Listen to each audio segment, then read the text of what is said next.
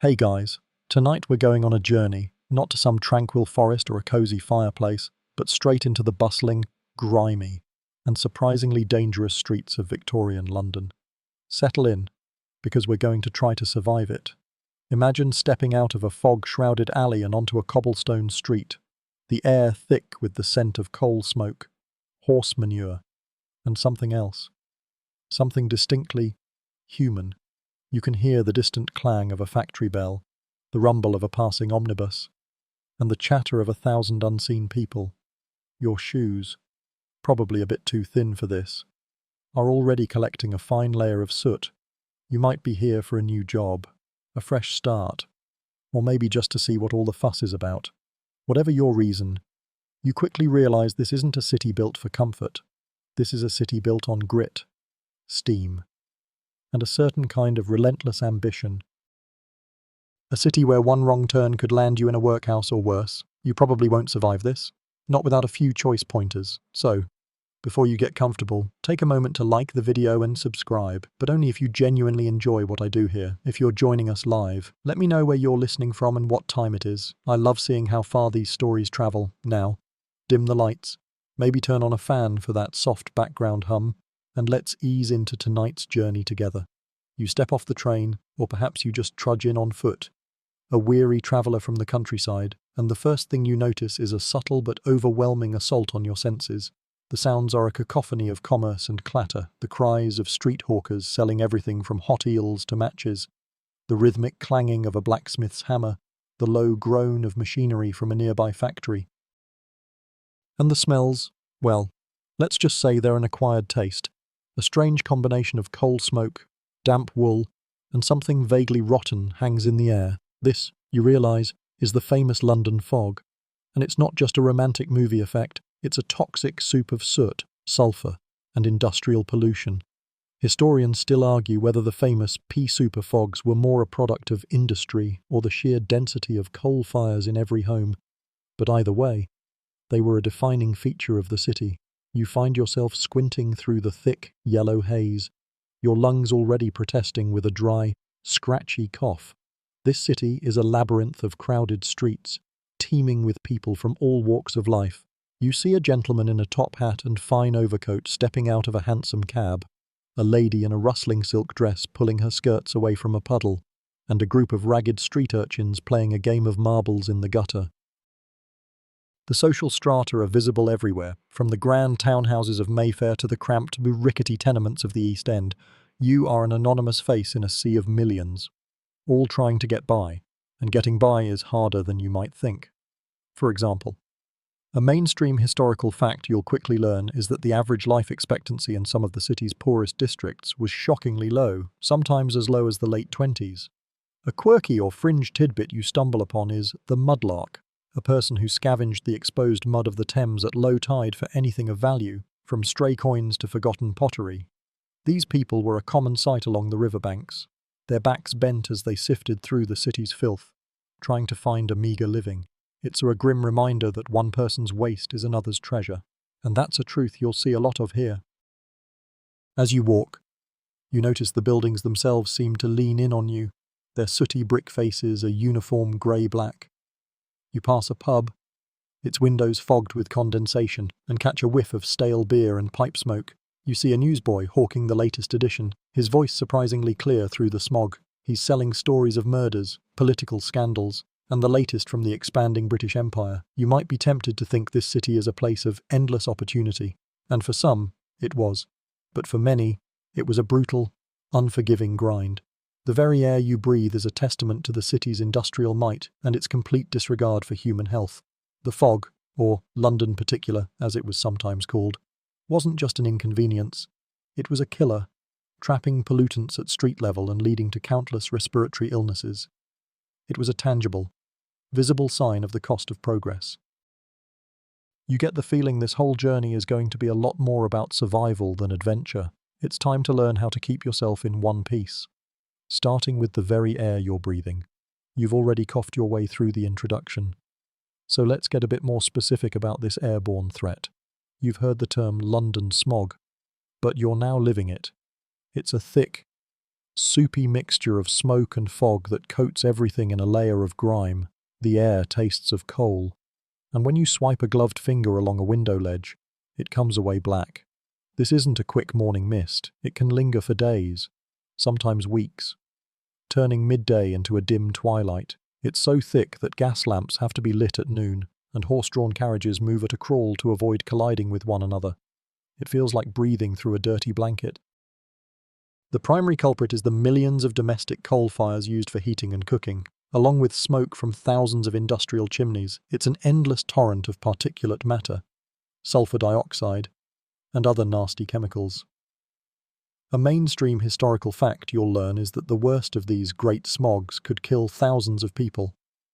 The Great Smog of 1952, for instance, which was a later and more extreme event but a culmination of the Victorian problem, is estimated to have caused up to 12,000 deaths from respiratory failure. But even in your time, a thick fog is a constant threat. A quirky or fringe tidbit is that fog was so dense that pickpockets and thieves would actually use it as a cover. It was known as thieves' fog, and it was a great time for opportunists to vanish into the haze after a quick snatch and grab. You find yourself instinctively holding onto your wallet more tightly, as if that would even matter if you couldn't see the hand in front of your face. The smog doesn't just make you cough, it affects every aspect of your life. Your clothes get dirty faster. The interiors of homes are perpetually dusty with soot, and your eyes often feel gritty and irritated. You'll see people walking with handkerchiefs pressed to their faces, but you know it's a futile gesture. The air is going to get in one way or another. You might ask yourself why people didn't just burn cleaner fuel, but the answer is as predictable as a bad punchline. Coal was cheap, and other options weren't. The economy ran on it, and the city's lifeblood was tied to the very thing that was choking it. Historians still argue whether the government's slow response was due to a genuine lack of understanding of the health risks or simply a prioritization of industrial output over public welfare. Probably a bit of both, honestly. One moment you're trying to find a street address, the next you're stumbling over a misplaced box on the pavement, completely invisible until you've tripped. You can only hear the city, not see it. The sounds become your navigation system, the clatter of a food cart, the shouts of a street seller, the distant, eerie whistle of a train. It's a sensory deprivation of sight, replaced by an overload of sound and smell. It's a bit like trying to find your keys in a dark room. Except the room is 8 million people and the keys are your lungs, and the smells are what really get you. It's not just the coal, it's the horse manure everywhere, the rotting refuse left out on the street, and something else, a faint, but persistent, odor of, well, let's just say a lot of things that shouldn't be mixed together. The streets aren't regularly cleaned, and the gutters often serve as impromptu sewers. You learn to step carefully and avoid splashing. The smog, in a weird way, acts as a sort of blanket, trapping all of these ground-level aromas and pressing them right into your face. It's a truly multi-sensory experience you never asked for. You realize that a simple walk to the corner shop is a battle against filth and disease. It's a humbling thought, especially for someone used to modern sanitation. You can't just open a window for a breath of fresh air. You'd only be inviting more of the same grim, polluted atmosphere into your home. The very act of living in this city is a compromise with the unhealthy, having navigated the toxic sky. Your next challenge is the river. You trudge toward the Thames, the city's great artery, a lifeline for commerce, and, as you're about to discover, a seething cesspool. You've heard songs about the Silver Thames, but the river before you is a muddy, brown-grey sludge, thick with industrial runoff, human waste, and every other sort of refuse imaginable. The air near the banks is worse than anywhere else, a putrid, gag-inducing cocktail of decay. Barges loaded with coal and goods still ply the waters, their captains and crew seemingly immune to the stench. But you, a newcomer, have to physically turn away to keep from retching. A mainstream historical fact you'll quickly grasp is that the Thames was, for a very long time, London's main sewer. You see pipes jutting out from the embankment, a constant stream of waste pouring directly into the river. It's a shocking sight. A blatant disregard for basic sanitation that seems alien to your modern sensibilities.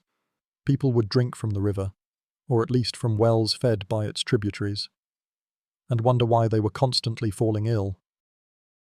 This was a city that, by the mid-19th century, was home to nearly 3 million people, and all of them were relying on a river that was more of a toilet than a water source. A quirky or fringe tidbit is that the pollution was so thick that in 1858, a team of researchers lowered a glass jar into the Thames, and a single drop of the water was found to contain more organisms than the entire population of the British Empire. Just something to think about as you try not to inhale too deeply. The river isn't just a sewer, it's a living, breathing part of the city. You see the mudlarks again, picking through the sludge, their faces impassive as they sift through the muck. You see young boys diving into the filthy water to retrieve lost items for a few pennies. They emerge, covered in a slick film of oily brown water, and you cringe at the thought of what germs they're carrying. It's a stark illustration of just how desperate life could be.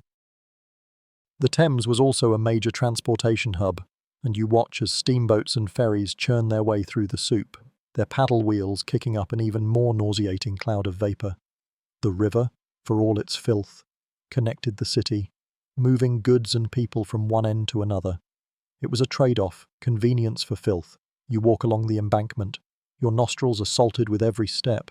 The sun, if it can even be called that through the smog, reflects off the oily film on the water's surface, creating a strange, sickly rainbow. You pass warehouses and docks, and the smell of various goods, from rotting produce to bales of wool, mixes with the river's own peculiar odour.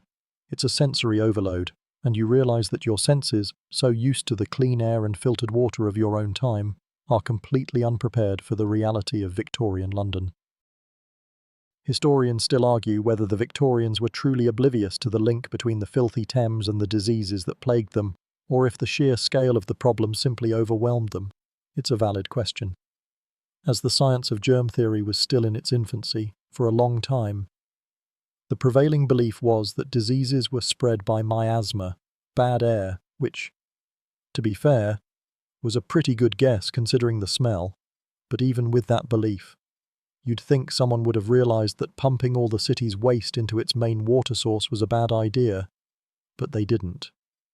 At least not for a while. It would take a truly monumental event to finally force them to act, a truly epic stink. You've had a taste of the Thames's grim reality, but you're not ready for what's coming. The year is 1858, and a heatwave has settled over London, a relentless, muggy warmth that makes the smog even more suffocating. This is the stage for the Great Stink. The river, already choked with pollution, begins to ferment under the oppressive sun. The stench is indescribable. It's a miasma so thick and foul that it penetrates homes, offices, and even the hallowed halls of Parliament. You can't escape it. It's a constant, nauseating presence that coats the back of your throat. A mainstream historical fact you'll learn is that the smell was so overpowering that members of Parliament, who were in the middle of legislative sessions, were forced to hang sheets soaked in disinfectant on the windows of the Houses of Parliament in a desperate, and ultimately futile, attempt to keep the odour out. They were literally being driven out of their own building by the smell of their city's collective waste. A quirky or fringe tidbit is that people in riverside pubs and cafes would try to outsmart the stink by dabbing strong-smelling substances like carbolic acid or perfume on their handkerchiefs, pressing them to their faces whenever a particularly strong gust of wind blew in from the river. It was a common sight, people grimacing and sniffing a perfumed cloth, trying to pretend everything was fine. You might try the same.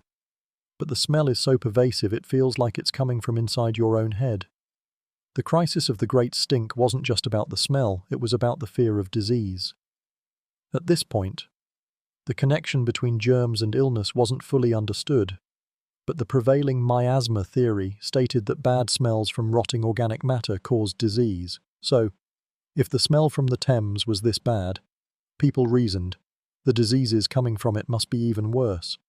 This fear, more than anything, was the catalyst for change. The sheer, inescapable horror of the stench finally made the problem a political priority. It was a crisis that couldn't be ignored, laughed away, or simply left for the poor to deal with. It had arrived at the front door of the most powerful men in the country. You find yourself walking with your head down, trying to breathe as little as possible. The river, which you once saw as a defining feature of the city, now feels like a monstrous, foul-smelling entity. A sick joke played on the entire population. You pass a street vendor selling iced drinks and shudder at the thought of where the water might have come from. It's an all-encompassing sensory attack that makes you question why anyone would choose to live here. Historians still argue whether the Great Stink was a turning point for sanitation in Britain, or simply the final, unavoidable crisis that made a long overdue solution possible. Either way, it was a moment of public reckoning. The polite, buttoned-up society of Victorian London was finally forced to confront the gross, biological reality of its own existence. The human body produces waste, and a city of millions produces a lot of it. For centuries, they'd simply been dumping it in the nearest river. This unbearable stench was the moment the city realized it couldn't just keep flushing its problems away. It was a visceral lesson in public health, a foul-smelling alarm bell ringing for all to hear. You might not have been a parliamentarian, but you felt the stink just as keenly, and you knew something had to be done. Luckily, someone was already on the case. The Great Stink has finally done its job.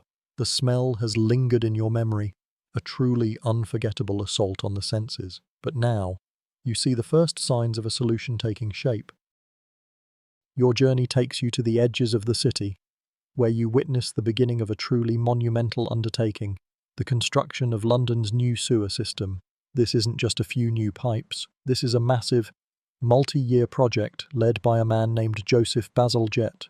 You see teams of labourers, known as navvies, digging immense trenches, their muscles straining as they move tons of earth.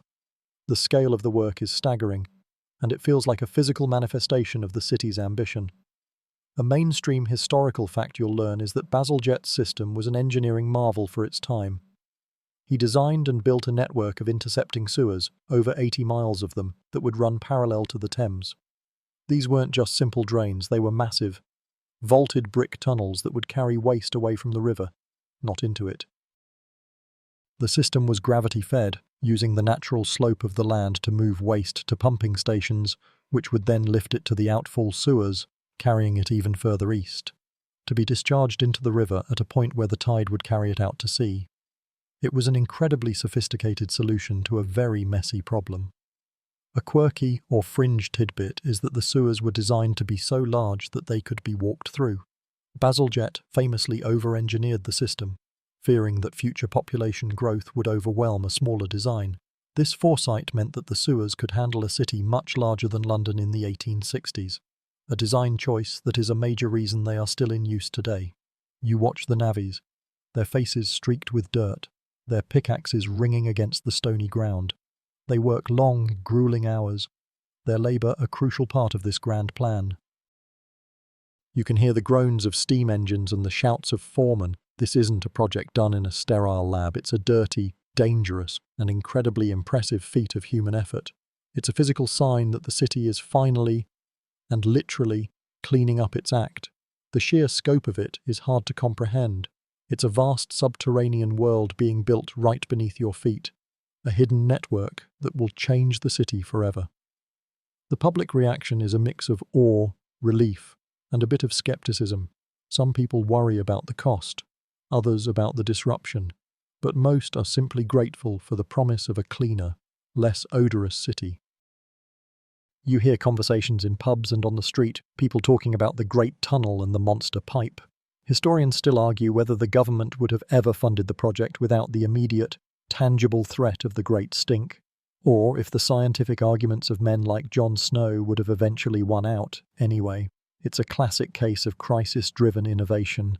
As you stand there, watching the work, you feel a small glimmer of hope. The city, for all its grit and grime, is capable of remarkable things. The same industrial might that created the smog and polluted the river is now being used to solve those very problems. It's a testament to the Victorian spirit, that blend of pragmatism, ambition, and a touch of stubborn pride.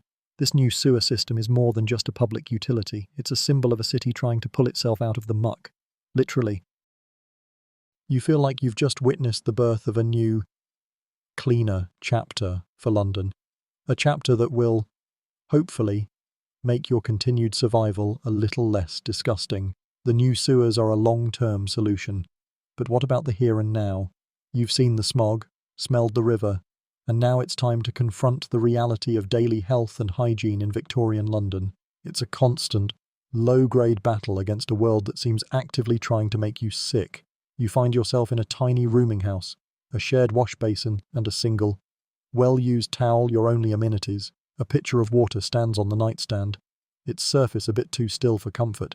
The idea of a daily shower is a laughable, unimaginable luxury. Instead, you're expected to perform a sponge bath, a quick, and often cold, affair in a basin.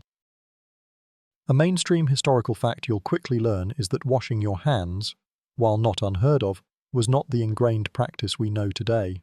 People washed when they felt dirty, not because they understood the germ-spreading properties of invisible pathogens.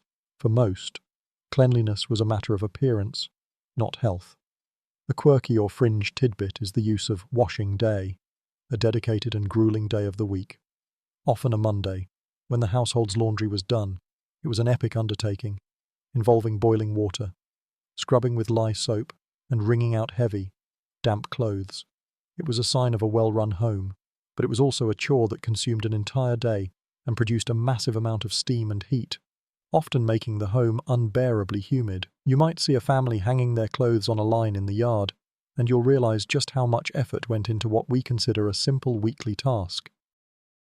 Your clothes, for example, are a whole other challenge. Wool and cotton are the primary fabrics, and they soak up the city's grime like a sponge. The women you see in their long, trailing skirts are constantly sweeping up street filth, a fact that makes you cringe with every step they take. You'll see advertisements for various soaps and disinfectants, many of them making grand claims about their ability to kill germs, even though the concept of germs was still largely a debated theory. It was more about convincing people that their products could banish the miasma, that bad air. You might buy a bar of carbolic soap, and its strong, medicinal scent feels like a small, comforting shield against the world. Medical knowledge is a strange mix of old wives' tales and cutting-edge, for the time, science. You'll hear people recommend everything from leeches to a spoonful of vinegar for various ailments. Doctors, meanwhile, are just beginning to understand things like anesthesia and sterile surgery, but the practices haven't become widespread yet. A trip to the doctor for a simple cut could be a dangerous affair.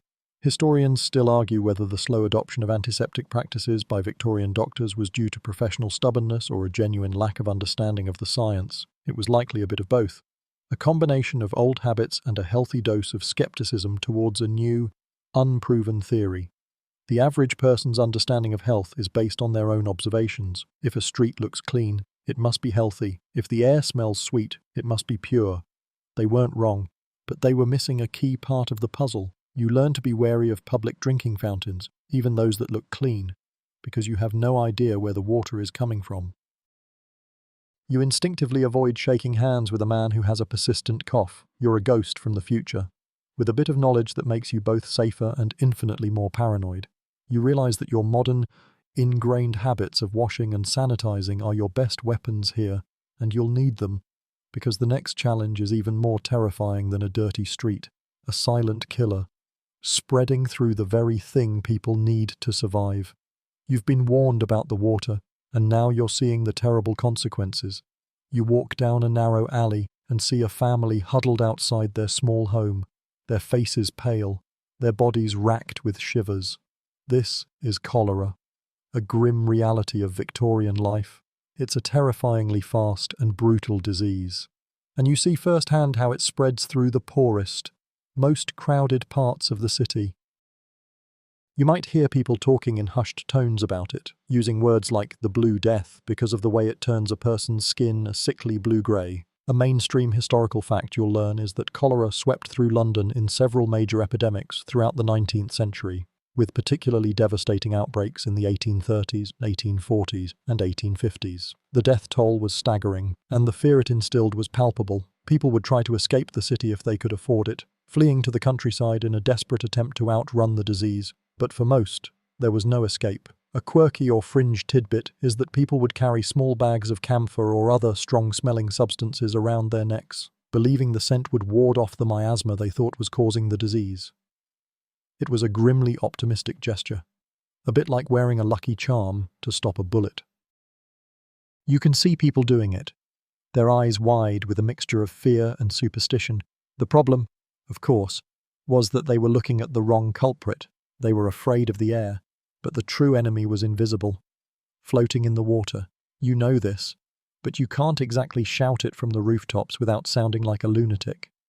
The disease was spread through contaminated drinking water, a fact that was completely lost on the majority of the population. They would use the same well that was fed by a leak from a nearby cesspool, and then wonder why they and their neighbours were getting sick. It's a frustrating, heartbreaking reality to witness. You see a group of men from the Board of Health, with their long coats and solemn expressions, going from house to house. They are trying to track the spread of the disease, but they're hampered by their own beliefs. They are still convinced it's a problem of sanitation in the air, not the water. They'll clean a street and then be mystified when the disease pops up a few blocks away. You feel a pang of frustration. You have the knowledge that could save lives, but you can't share it. You're just another face in the crowd, trying to survive.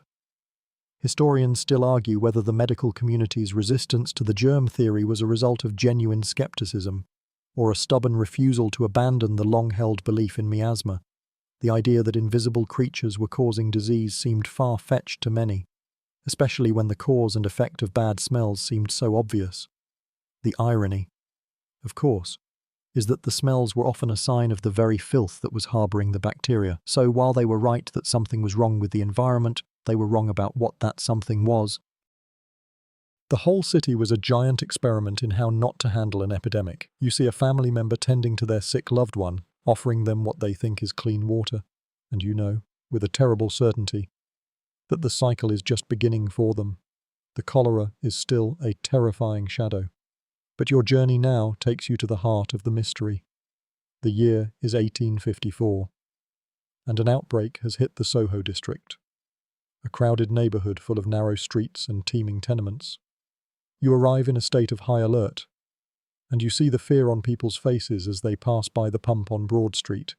This isn't a generalised terror, it's a focused dread, centred on this one, unremarkable object. A mainstream historical fact you'll learn is that this is the moment Dr. John Snow, a quiet and meticulous physician, began his groundbreaking investigation. He didn't believe in the miasma theory. Instead, he had a different, almost revolutionary idea that the disease was being spread by contaminated water. He methodically went from house to house, interviewing family members of the victims and creating a map of every cholera case. This map, which you can see in your mind's eye, is a dot-by-dot visualization of death, and as you look at it, you notice a chilling pattern. The dots cluster around one central point, the Broad Street pump. A quirky or fringe tidbit is that Snow's theory was initially met with widespread skepticism. The prevailing medical establishment dismissed his ideas, saying his evidence was purely circumstantial. They couldn't believe a simple well could be the source of such a widespread disaster. In a way, you're the only one who truly gets it. You can see the connection they can't. Snow's brilliant insight was that cholera wasn't just a disease that happened to people, it was a disease that was transmitted between them. His data showed that almost every person who had contracted the disease had either drunk from the Broad Street pump or had been given water from it. The only exceptions were a few factory workers who had their own private well and a group of brewery workers who drank only beer and no water. A beer-only diet being a healthier option is probably a first for history. You think with a wry smile. You watch as Snow presents his findings to the local authorities. He makes a bold request that the handle of the Broad Street pump be removed. The officials, still largely skeptical, agree to his request, perhaps more out of a desire to calm the public panic than from a true belief in his theory. The moment the pump handle is removed, the outbreak begins to wane. It's a powerful, tangible proof of his theory, but it doesn't immediately change the world. Historians still argue whether John Snow is the true father of epidemiology, or if his work was simply a crucial stepping stone in a broader scientific movement. Either way, his work on the Broad Street pump remains a landmark moment in the history of public health. It's a story about a single, dedicated man using logic and data to solve a problem that had baffled the best minds of his time. It's a testament to the power of careful observation and a willingness to challenge long-held beliefs. You leave Soho with a new appreciation for the humble water pump, It's no longer just a source of water, it's a symbol of both peril and salvation. You realize that sometimes the most dangerous things in this city aren't the things you can see, but the things you can't. Having survived the smog and the murky Thames, your next challenge is a daily one: what to eat. You walk past a food stall, and the smell is an enticing, but also vaguely unsettling, mix of fried things and something that smells like old meat. The food you find here is a stark reminder of the social divisions of the city. For the wealthy, there are grand dinners with multiple courses, but for the average person, it's a much grimmer reality. You realize that your own stomach is rumbling, and you have to make a choice. A mainstream historical fact you'll learn is that adulteration of food was a rampant problem. The food you buy on the street or in a shop is often not what it seems. Milk might be watered down or thickened with chalk. Bread might be bulked up with sawdust or alum. And your meat pie could be filled with, well, let's just say, not the meat you'd expect. A quirky or fringe tidbit is that confectioners would use lead chromate, a bright yellow and highly toxic pigment, to make their custard and sweets look more appealing. It was a common and dangerous practice, and you realize that a bright yellow bun is probably something to be avoided, no matter how hungry you are. You see a woman selling hot eels from a small cart. It's a cheap and popular meal for the working class. You also see vendors selling faggots, a dish made of minced offcuts of meat, and peas pudding, a thick, pea-based porridge. These are the staples, the fuel that gets people through a long day of hard labor. The food is often greasy, heavy, and of questionable origin. You might be tempted to buy a slice of a meat pie from a stall, but then you remember the stories you've heard about what goes into them. You're trying to figure out if the risk of a stomachache is worth the relief of a full belly. The sanitation in these food stalls is non-existent. The vendors are often unwashed. The food is left out in the open, exposed to the grime and flies. And the water used for washing, if any is used at all, is likely just as contaminated as the Thames itself. It's a gamble with every meal. You might try to stick to something simple, like a roasted potato, but even then, you can't be sure what the vendor used to cook it. Historians still argue whether the widespread food adulteration was a conscious act of malevolence or a simple economic reality of a society where the poor had to make do with what they could afford. It was a bit of both. Of course, some unscrupulous merchants were deliberately trying to cheat their customers, but many others were just trying to stretch their meager supplies to make a profit. It was a vicious cycle of poverty and poor health. You can't exactly go to a supermarket and read the ingredients list.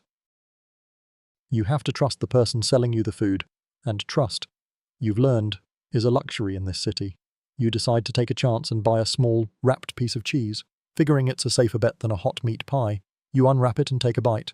It's dry and a bit flavourless, but at least it doesn't make you sick. You realise that in Victorian London, the simple act of eating is a risk. A constant reminder that you are at the mercy of a world that is far from sterile. You've had a dry piece of cheese and managed to avoid food poisoning, but your stomach is still unsettled. It's a good thing you've stumbled upon a pub. Inside, the atmosphere is warm and smoky, a welcome reprieve from the grime outside. You see men and women of all classes sitting around tables, nursing their drinks. This is the heart of the gin craze, a period where cheap, potent gin was everywhere, and for many, it was more than just a drink, it was a form of escape. A mainstream historical fact you'll learn is that the consumption of gin in the early to mid-18th century was so widespread and so devastating to public health that it led to a series of laws known as the Gin Acts, designed to curb its production and sale. While your time is a bit past the worst of it, gin is still a common and powerful force in society. A quirky or fringe tidbit is that gin was often flavoured with turpentine to give it a sharp, distinct taste, and that some distillers would even add sulfuric acid to make it more potent. You shudder at the thought of what's in your glass, but you also see why it's so popular. It's a quick, cheap way to numb the gnawing hunger and the grim realities of the day. You watch as a group of men, their faces flushed, burst into laughter. They're telling stories, singing songs, and for a moment they seem to have forgotten all their troubles. Gin, you realize, is more than just a drink. It's a social lubricant, a painkiller, and a liquid blanket against the cold, cruel world. For the poor, a penny for a glass of gin was a more reliable form of comfort than a doctor's visit or a warm meal. It provided a quick, though temporary, Warmth and a feeling of ease that was hard to come by otherwise. The social problems it caused, however, were immense.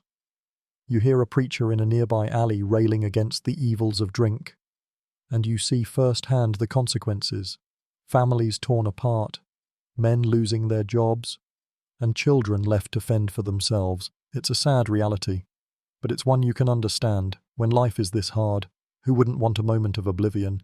Historians still argue whether the gin craze was a symptom of poverty or a cause of it. It's a complex and circular problem. Did people drink because they were poor, or did they become poor because they drank? The truth, of course, is that it was a bit of both. A feedback loop of despair and escapism. You take a sip of your gin, it's strong, with a sharp, botanical taste. It burns going down, but it also warms your belly. You can feel the stress of the day beginning to melt away, the grime and the stench of the streets fading into the background. For a brief moment, you're not a stranger in a strange land. You're just another Londoner, trying to get by. You realize that in a world where food is adulterated and the water is deadly, alcohol, for all its dangers, sometimes felt like the safer option. It was a trade-off, a devil's bargain that many people were willing to make.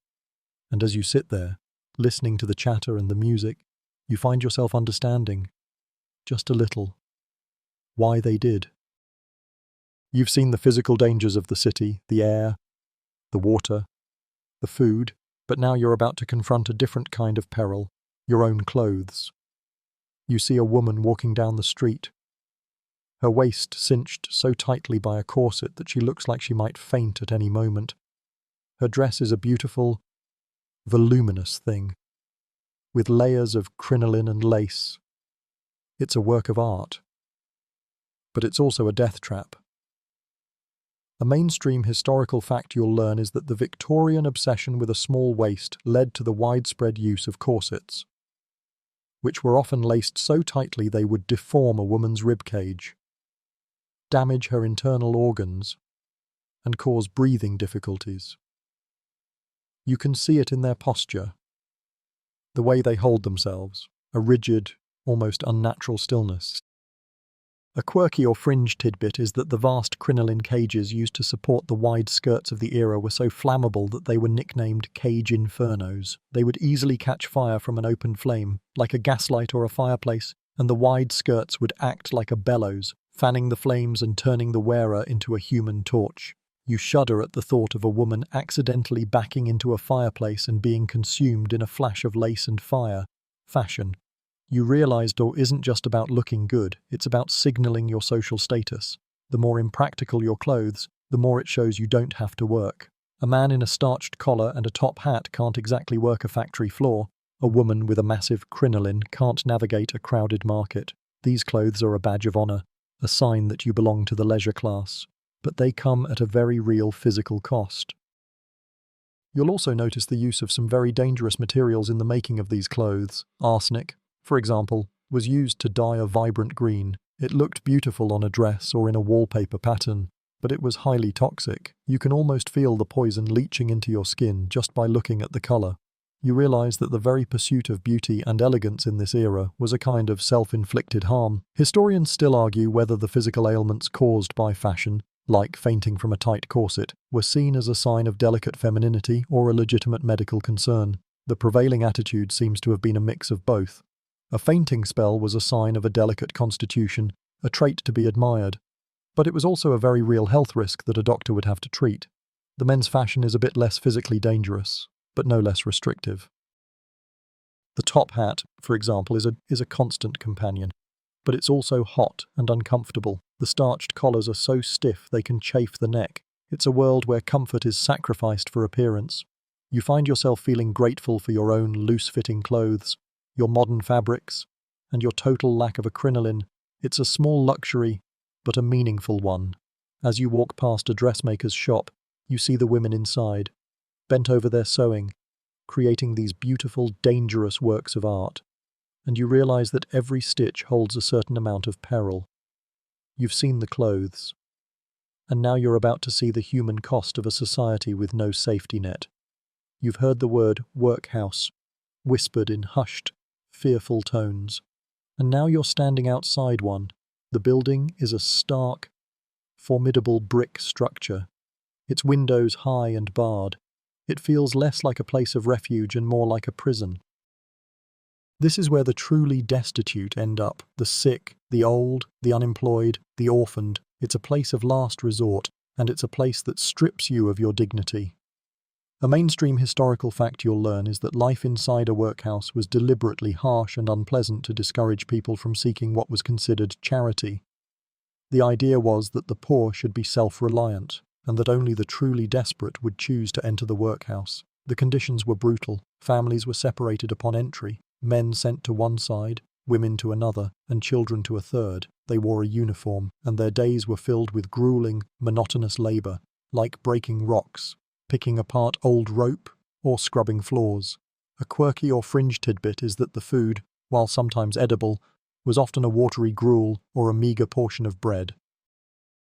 One workhouse master famously said he could make a meal of it, to which a poor inmate replied, "Yes, sir, and I could make a meal of your words." It was a world of meagre rations and constant surveillance. You see a group of pale, silent people shuffling out of the workhouse gates for a task, their faces blank. They look defeated, their spirits broken. You realize that this place is more than just a place to live. It's a social control mechanism. It's designed to keep the working class in line, to make them fear the consequences of failure. You can see the terror in the eyes of a young mother as she looks at the building, knowing that this is her only option. The workhouse was a world unto itself, governed by a cruel set of rules and a rigid hierarchy. The master was a king, and his word was law. There was no room for dissent, no room for individuality. Every aspect of your life was controlled, from the time you woke up to the time you went to sleep. Historians still argue whether the workhouse system was a necessary evil for a rapidly expanding society or a shameful stain on the history of social welfare. It's a valid debate, as the system did provide a roof and food for those with nowhere else to go, but it came at an immense and often inhumane cost. You find yourself feeling a profound sense of gratitude for the life you have, a life where the phrase safety net doesn't conjure images of institutionalized poverty. You realize that in Victorian London, the greatest fear wasn't a cholera epidemic or a bad meal, it was the fear of destitution, the fear of losing your independence and being forced to enter the grim, unforgiving world of the workhouse. It's a chilling thought, and it makes you more aware of the privileges you take for granted. You move on, leaving the foreboding building behind, feeling a sense of dread and relief. You've seen the grinding reality of the workhouse, and now you're seeing its very foundation, child labour.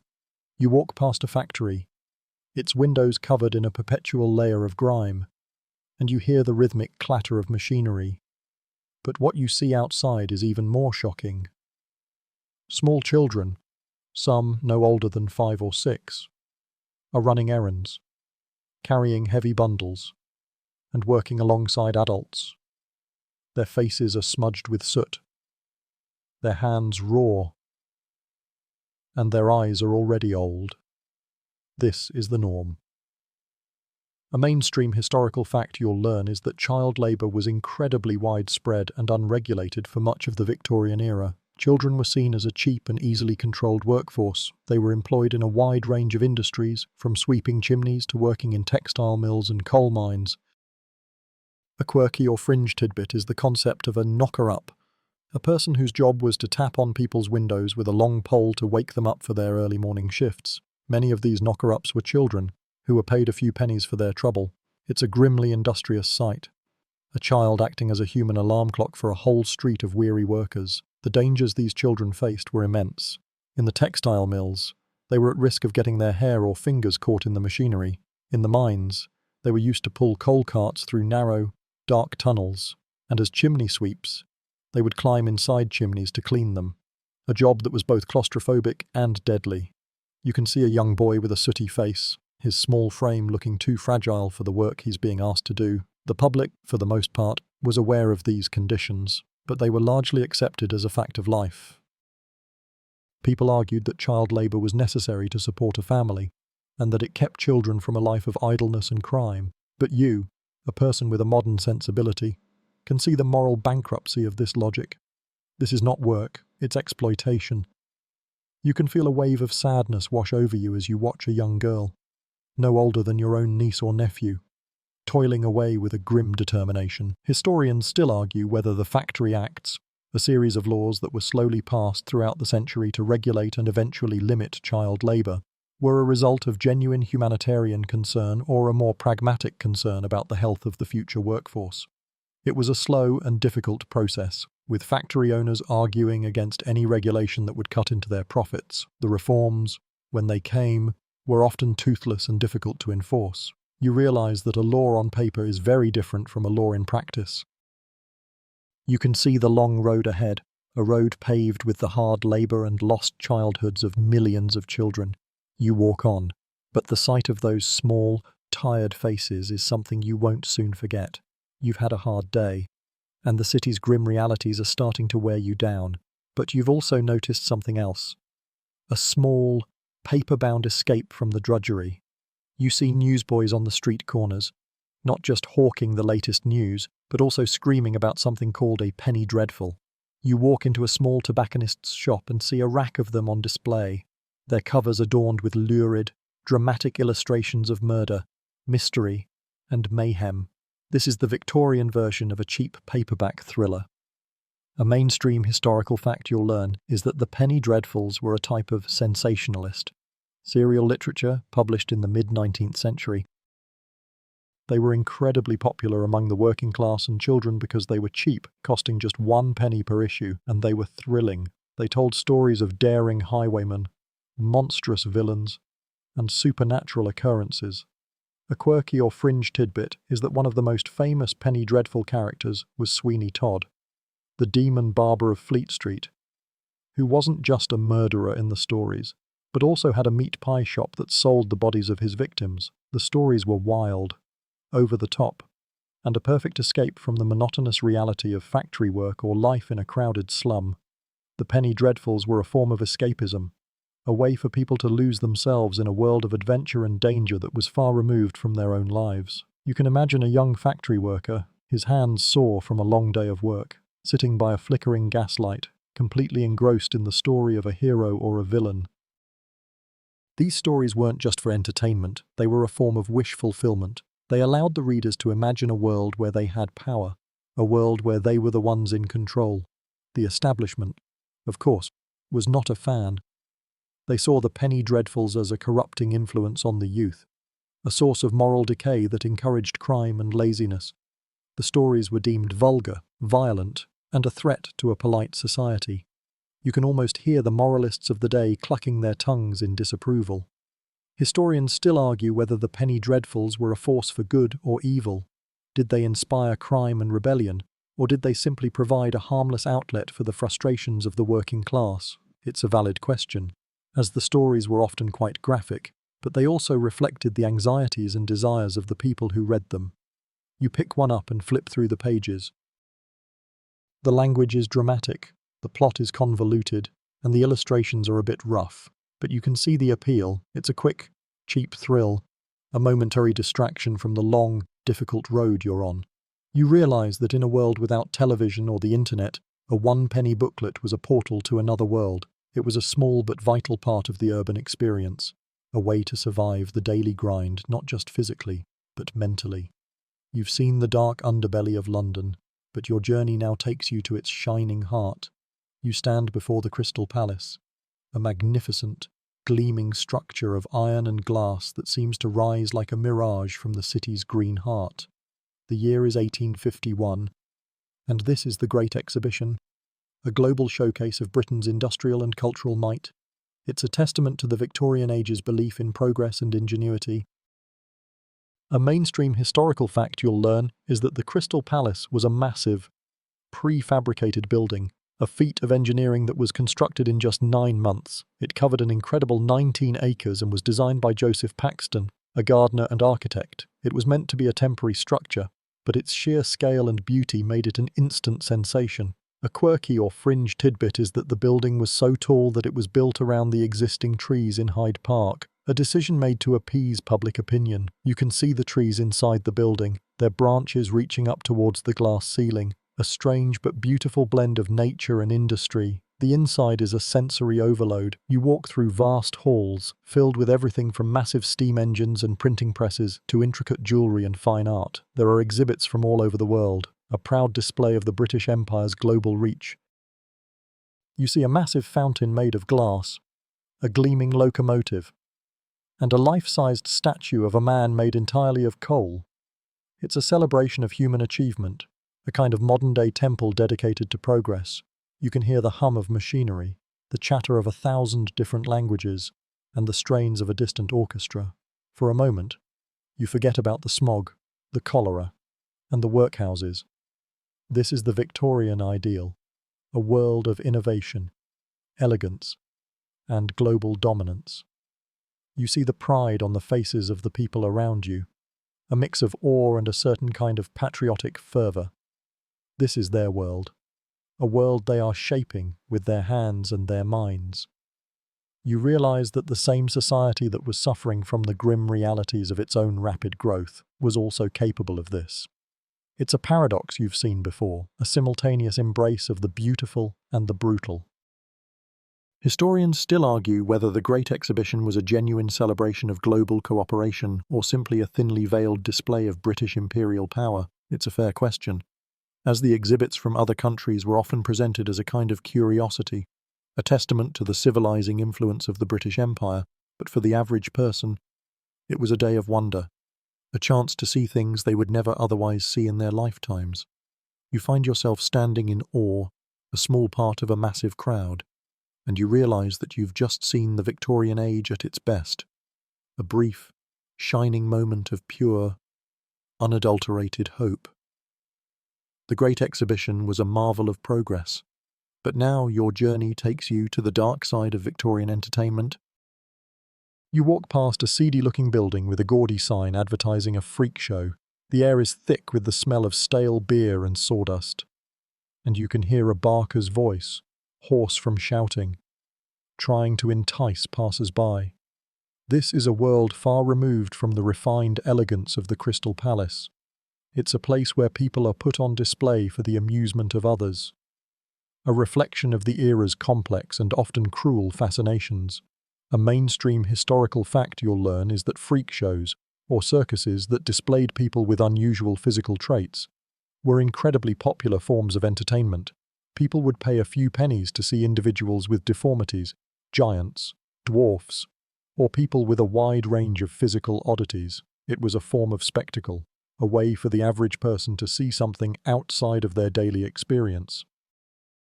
A quirky or fringe tidbit is that many of these performers were not just objects of pity, they were shrewd business people. Some, like the famous dwarf General Tom Thumb, who was managed by P.T. to Barnum, became incredibly wealthy and were celebrated by both the public and royalty. You realize that the line between exploitation and agency was a blurry one in this world. You also see advertisements for public hangings, a morbidly popular form of entertainment. People would gather in the streets, sometimes by the thousands, to watch a condemned person meet their end. It was a carnival-like atmosphere, with vendors selling food and drink, and people jostling for the best view. It's a shocking sight, a grim reminder of the public's morbid fascination with death and justice.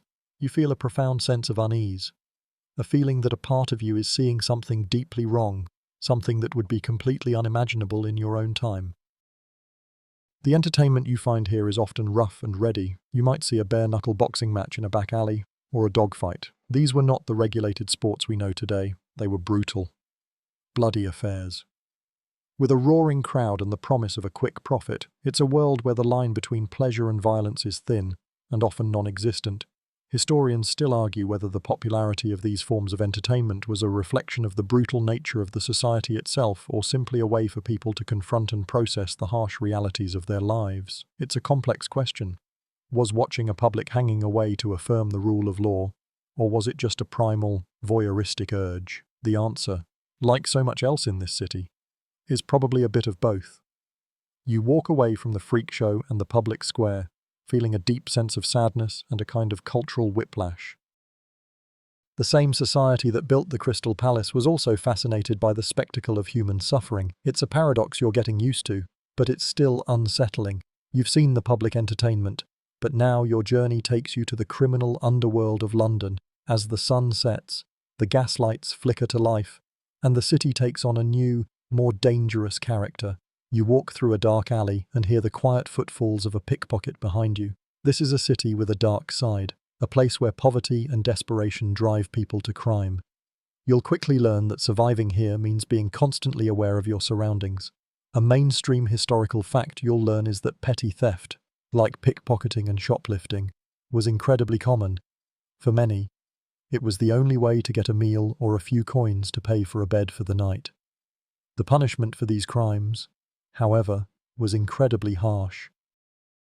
A simple theft could land you a long prison sentence, and a serious crime, like highway robbery, could get you the death penalty. A quirky or fringe tidbit is that the London poor had their own slang, a secret language called cant, to talk about their crimes without being understood by the police or the public. You might hear them using words like filch for a pickpocket, or napper for a thief. It's a reminder that this world has its own set of rules, its own culture, and its own way of surviving. The prisons of this era were a grim and foreboding sight. You might catch a glimpse of a man in shackles being led to a lockup, his face etched with despair. These were not places of rehabilitation, they were places of punishment, designed to break a person's spirit. The conditions were often terrible, with overcrowding, poor sanitation, and a constant threat of violence. You feel a profound sense of relief that you are on the outside looking in. You also see the rise of organized crime. Gangs of thieves would work together to pull off more elaborate heists. They had their own leaders, their own territories, and their own codes of honor. It was a mirror image of the society they lived in, with its own hierarchies and rules. You realize that the criminal underworld is just another part of the city's complex ecosystem, a dangerous and often brutal one. Historians still argue whether the high crime rates of the era were a result of a breakdown in social order or a simple consequence of rampant poverty and a lack of economic opportunity. It's a fair question. When a man can't feed his family, is it a moral failing to steal a loaf of bread, or is it an act of desperation? The justice system of the time wasn't concerned with these philosophical questions. It was concerned with punishment. You feel a sense of unease, knowing that a single, hungry moment could land you in a world you would never escape. You realize that you're not just fighting against the city's grime, you're also fighting against its dark side, a side that is always watching, always waiting. You've seen the criminal element, but you also see the counterforce taking shape. As you walk, you notice a figure in a distinctive dark blue uniform and a tall, sturdy hat. He's walking with a confident stride, his presence a quiet but firm reminder of a new kind of order. This is a Bobby, a member of the Metropolitan Police Force. It's a recent and still evolving institution, but its effect is already palpable. A mainstream historical fact you'll learn is that the Metropolitan Police Force was founded in 1829 by Sir Robert Peel, the then Home Secretary. Their job was to patrol the streets, deterring crime through a visible presence. The officers were unarmed, a key departure from the military-style forces of the past. Their motto, "The public are the police and the police are the public," was a radical new idea. They were meant to be a part of the community, not an army of occupation. A quirky or fringe tidbit is that the public initially distrusted them. They were seen as an intrusion on traditional English liberty, and they were mocked in the press and on the streets with nicknames like Peelers and Bobbies, after their founder. You hear a street urchin shout, "Here comes a copper," and you realize that's where the term comes from. You see a Bobby calmly breaking up a street brawl, his very presence seeming to diffuse the tension. He doesn't pull a weapon, he just uses his authority and a firm hand to separate the men. It's a different approach to law enforcement, one that prioritizes prevention over punishment. You realize that a lot of the city's grim realities were a result of a lack of a central, organized force to maintain order. Before the police, law enforcement was a fragmented and often corrupt system, with night watchmen and parish constables who were often too old or too scared to be effective. The Bobbies weren't perfect. They were often accused of corruption and incompetence, and they faced immense challenges trying to police a city as vast and complex as London. But they were a crucial step towards a more ordered and, in some ways, safer society. You see them standing on a street corner, their uniform a symbol of stability in a city that often feels like it's on the brink of chaos. Historians still argue whether the creation of the police force was a genuine effort to improve public safety or a way to control the working class and quell potential uprisings. It's a complex question, and the answer, as usual, is probably a mix of both. The police did, after all, have a role in breaking up strikes and political protests, but they also made the streets a bit safer for everyone. You feel a sense of relief, a small but significant comfort, knowing that there's an organized force working to keep the peace. It doesn't solve all the city's problems, but it's a start. You realize that the Victorian age was a time of both extreme individualism and a growing sense of collective responsibility. The police force is a perfect example of that, a collective effort to tame a wild and unwieldy city. You walk on, a bit more at ease, knowing there's someone to call, even if the number isn't invented yet. The bobbies are a comfort, but the city has a way of reminding you of its enduring darkness. You find yourself in the East End, a place of narrow streets, gaslit alleys, and a constant, low-grade hum of poverty. But tonight, that hum is overlaid with a new sound, whispers of terror. The year is 1888, and a series of gruesome murders has begun, casting a long, terrifying shadow over the city. You hear the name whispered in hushed tones, Jack the Ripper. A mainstream historical fact you'll learn is that the Jack the Ripper murders were a series of 5 brutal killings of prostitutes in the Whitechapel district. The crimes were incredibly violent and seemed to defy all attempts at investigation. The press, with its newfound power, sensationalized every detail, and the public was thrown into a frenzy of fear and speculation.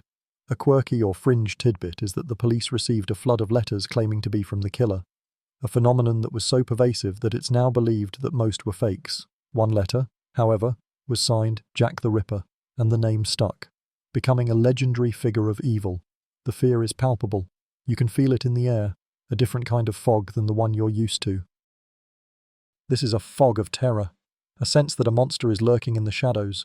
The police, for all their new organization, are completely baffled. They have no forensic tools, no way to DNA test a piece of evidence. They're relying on old-fashioned detective work, and it's not working. You see a bobby nervously patrol an alley, his eyes constantly scanning the darkness. The public has lost its faith in the police, and the old fear of a wild, untamed city is returning. The murders highlight the deep social divides of the era. The victims were all poor, marginalized women, and their deaths, while shocking to the public, were a grim reminder of how precarious life was for the city's most vulnerable. You see the anger and frustration on the faces of the people in the East End. They feel abandoned, as if their lives don't matter to the authorities. Historians still argue whether the Ripper's identity will ever be known. The case remains one of history's greatest unsolved mysteries, a grimly romanticized tale of a dark city and its secrets. But for the people living through it, it was just a terrifying, incomprehensible nightmare. You walk on, your senses on high alert. You're not just worried about a pickpocket anymore. You're worried about a boogeyman, a ghost in the machine of the city. The Ripper, you realize, isn't just a murderer. He's a symbol of a city's deepest anxieties, its fear of the unknown, its fear of its own dark side. The gaslights cast long, dancing shadows, and for a moment, you feel a deep sense of unease. You realize that you're not just surviving a historical period, you're surviving a ghost story, a legend that is still being written. You've seen the darkness on the streets, but your journey now takes you to a marvel of engineering, a new way to get around that will change the city forever. You stand before a massive hole in the ground, a churning chaos of steam, iron, and 1,000 sweating labourers. This is the Metropolitan Railway, the world's first underground train system, or what you and I would call the Tube. A mainstream historical fact you'll learn is that the first line opened in 1863. Connecting Paddington and Farringdon Street, it was a massive and challenging project. The builders used a method called cut and cover, which involved digging a huge trench, laying the tracks, and then covering it over again. This meant tearing up major roads and buildings, a task that caused immense disruption and was incredibly dangerous. A quirky or fringe tidbit is that the early trains were steam-powered, which meant the tunnels filled with a suffocating mix of smoke, steam, and soot. You can only imagine what it would be like to ride on one of these early trains, a cramped, dark, and incredibly hot journey through a smoky tunnel. The public was both fascinated and terrified by the idea. You hear people talk about the subterranean railway with a mix of awe and skepticism. Some worried that the tunnels would collapse, others that the steam engines would cause a catastrophic explosion. You can see the fear on the faces of the first passengers as they descend into the darkness, but you also see the immense potential. This is a way to move people across the city at a speed that was once unimaginable. It's a testament to the Victorian age's belief that there was no problem that a good piece of engineering couldn't solve. The construction itself was a spectacle. You see the navvies, their faces caked in mud, their bodies moving in a synchronized rhythm as they dig and haul. It was a testament to the sheer human effort that was required to build something on this scale. The project was incredibly expensive and difficult, but it was also a sign of a city that was looking to the future, a city that was willing to invest in its own infrastructure. Historians still argue whether the tube's creation was a response to the city's congestion or a massive speculative venture that just happened to work. The truth, as is often the case, is somewhere in the middle. The city was desperately in need of a new way to move its citizens, and the new technology offered a solution. It was a gamble, but it was one that paid off. You realize that you're not just looking at a train line, you're looking at the future of urban transport. It's a new kind of survival, a new way to navigate a city that is constantly changing. You've seen the tube and its promise of a faster future, but now you're back on the surface. Confronted with the daily realities of Victorian medicine, you walk past a chemist's shop, its windows filled with bottles of mysterious liquids and strange powders. The air inside smells of camphor and herbs. This is a world where a doctor's visit is a luxury and self-medication is a necessity. And the lines between science and snake oil are very, very blurry. A mainstream historical fact you'll learn is that anesthesia, in the form of chloroform and ether, was a revolutionary new tool for surgeons, allowing them to perform more complex operations without the immense pain of a patient's screams. However, the use of antiseptics to prevent infection was still not widely accepted. You might see a doctor with unwashed hands, going from one patient to another, and you'll know, with a shudder, that they are carrying a terrifying host of invisible pathogens with them. A quirky or fringe tidbit is that you could buy patent medicines that promised to cure everything from a common cold to consumption. These bottles often contained a potent mix of alcohol, opium, or cocaine, a fact that made them highly addictive, but also incredibly effective at masking the symptoms of an illness. People were, in essence, getting high on their medication, a grimly ironic form of relief. You see a woman buying a bottle of Dr. Johnson's Wonder Elixir, and you feel a pang of sadness. You know that it won't cure her husband's cough, but it will make him feel better for a little while. This is a world of hope and desperation, a world where people are willing to try anything to find relief. The doctors themselves are a mix of skilled professionals and outright quacks. You hear stories of incredible surgical feats, but also of botched procedures that end in a patient's death. You realize that a trip to the doctor is a gamble, a bet you might not be willing to take. The state of dentistry is particularly grim. If you had a toothache, your only real option was to have it pulled, often without any anesthesia. You can hear a man scream coming from a dentist's office, a sound that makes you wince. Historians still argue whether the medical profession's slow adoption of new, life-saving practices, like the use of antiseptics, was a result of a deep-seated professional conservatism or a genuine skepticism of a new and unproven theory. It was likely a bit of both. The old ways were seen as tried and true, and the new ways were seen as a threat to a long-established hierarchy. You find yourself feeling grateful for modern medicine, a world where you can go to a pharmacy and buy a bottle of ibuprofen without worrying that it contains opium. It's a small thing, but it's a profound difference. You realize that, in Victorian London, your health is a precious and precarious thing, and the people who are meant to protect it are often just as dangerous as the diseases they're trying to cure. You've seen the state of medicine, but what does it mean to be a doctor in this world? Your journey takes you to the consulting room of a Victorian physician. The room is a study in quiet authority, with leather-bound books, a large desk, and a strange collection of medical instruments that look more like torture devices than tools of healing. The doctor himself is a serious, bearded man in a dark suit, his manner a mix of professional gravitas and a certain kind of condescending skepticism. A mainstream historical fact you'll learn is that the medical profession was a highly respected one, but it was also one that was in the midst of a radical change. Doctors were beginning to use new tools, like the stethoscope. But they were still largely operating on the old principles of the body's humours. They were often more concerned with a person's symptoms than the underlying cause of their illness. A quirky or fringe tidbit is that doctors would often prescribe things that were completely useless, and sometimes even harmful, like tonic made from powdered mummies, which was believed to have curative properties. You shudder at the thought of what you might be offered if you came to him with a simple cough. The doctor's job was not just to cure, it was also to maintain a certain social order. He was often the head of the household, a figure of authority who would dictate not just a person's health, but also their diet, their exercise, and their general lifestyle. He was the one who would sign off on a person's death certificate, a grim but necessary part of the job.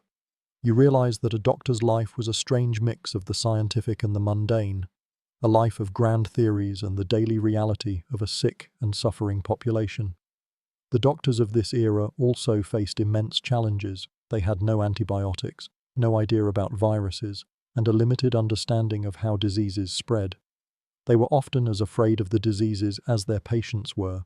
They would try to treat a cholera patient with remedies that had no effect, and then wonder why the disease was still spreading. Historians still argue whether the medical profession's resistance to new ideas, like the germ theory, was a result of a genuine skepticism or a deep-seated professional conservatism.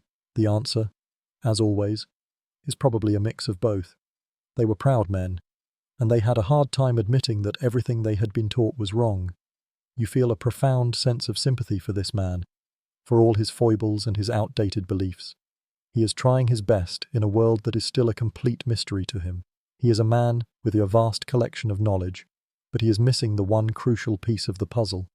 You realize that in a world where medicine is a gamble, a doctor is just a man with a few more tools than everyone else, a man with a bit more authority, but no real answers.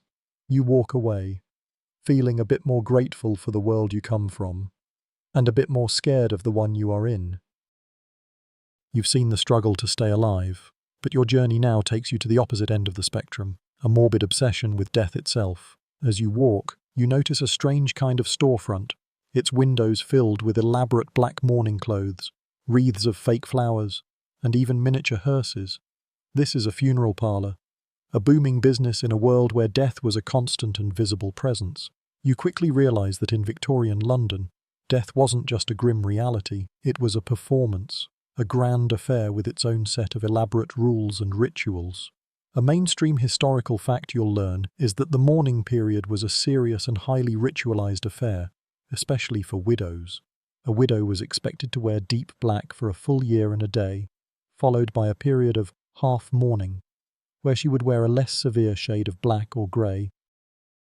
The mourning clothes were designed to be both a visible sign of her grief and a way to signal her social status. A quirky or fringe tidbit is the use of mourning jewellery, often made from the hair of the deceased. It was a common and accepted practice, a way for a person to keep a physical part of their loved one with them. You see a woman wearing a brooch made of braided hair, and you feel a shiver. It's a beautifully strange and macabre custom.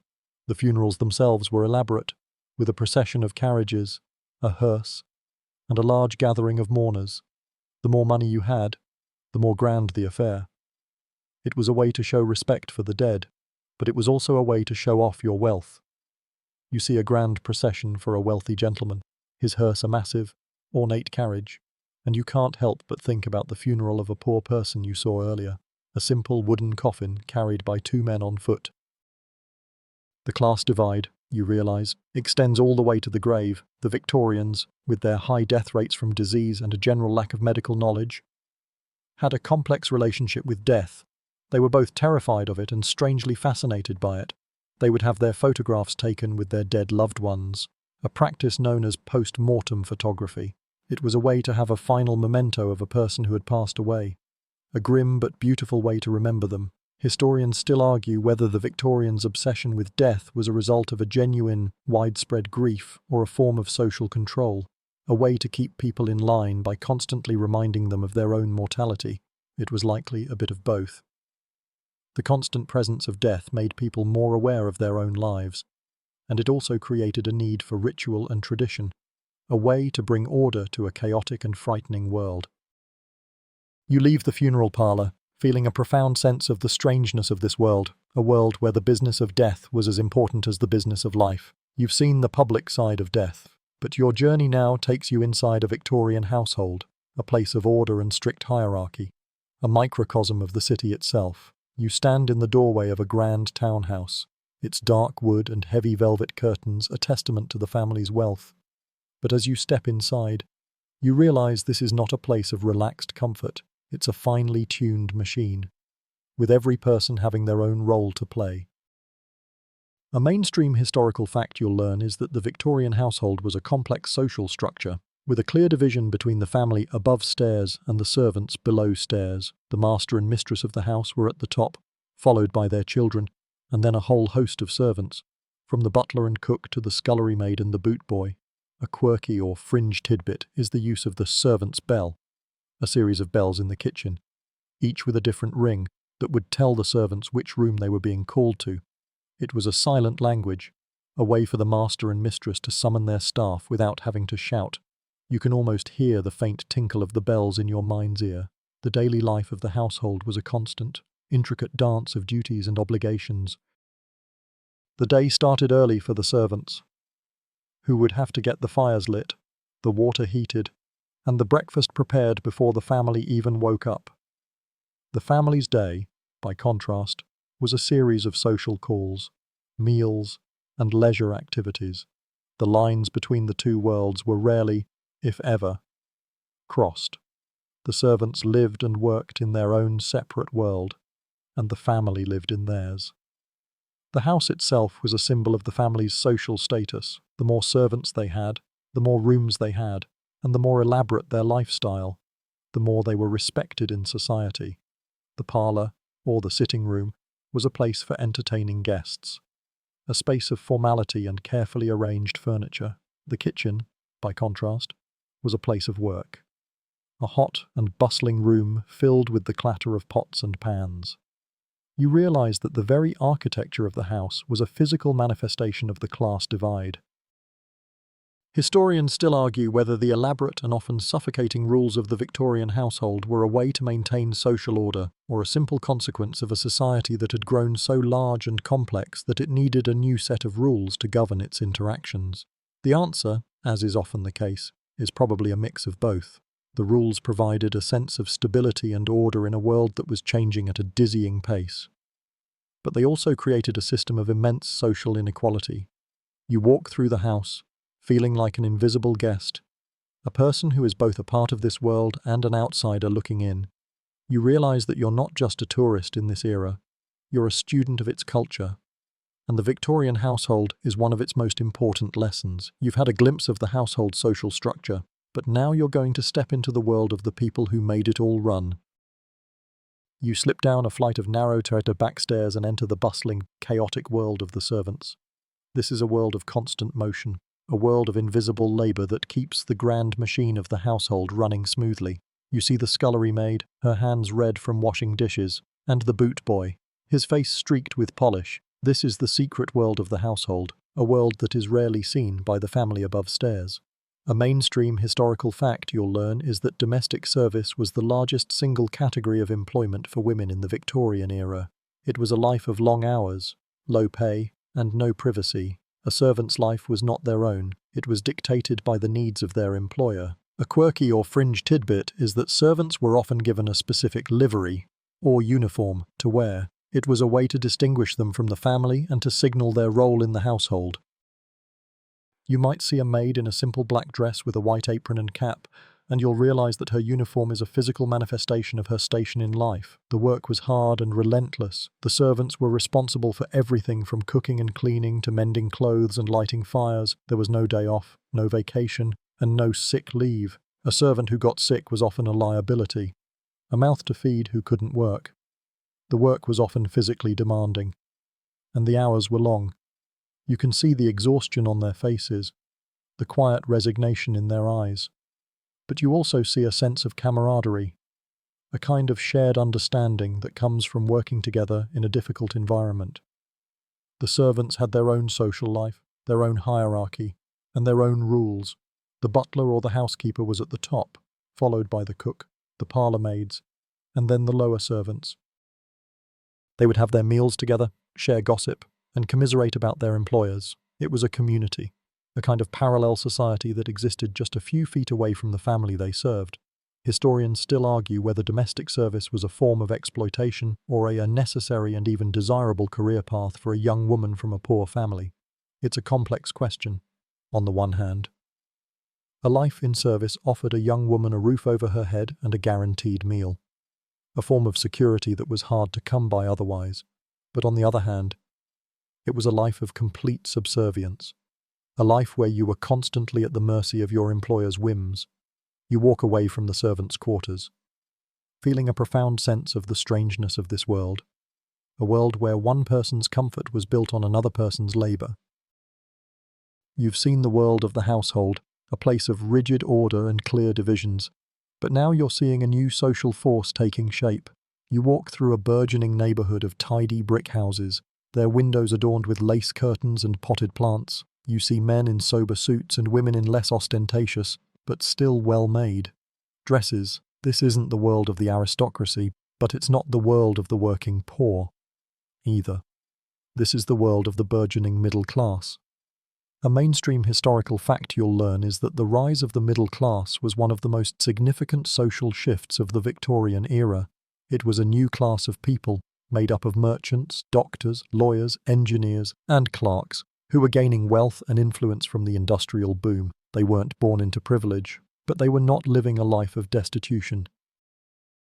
They were a class of people who were defined by their work ethic, their ambition, and their newfound ability to afford a life of comfort and respectability.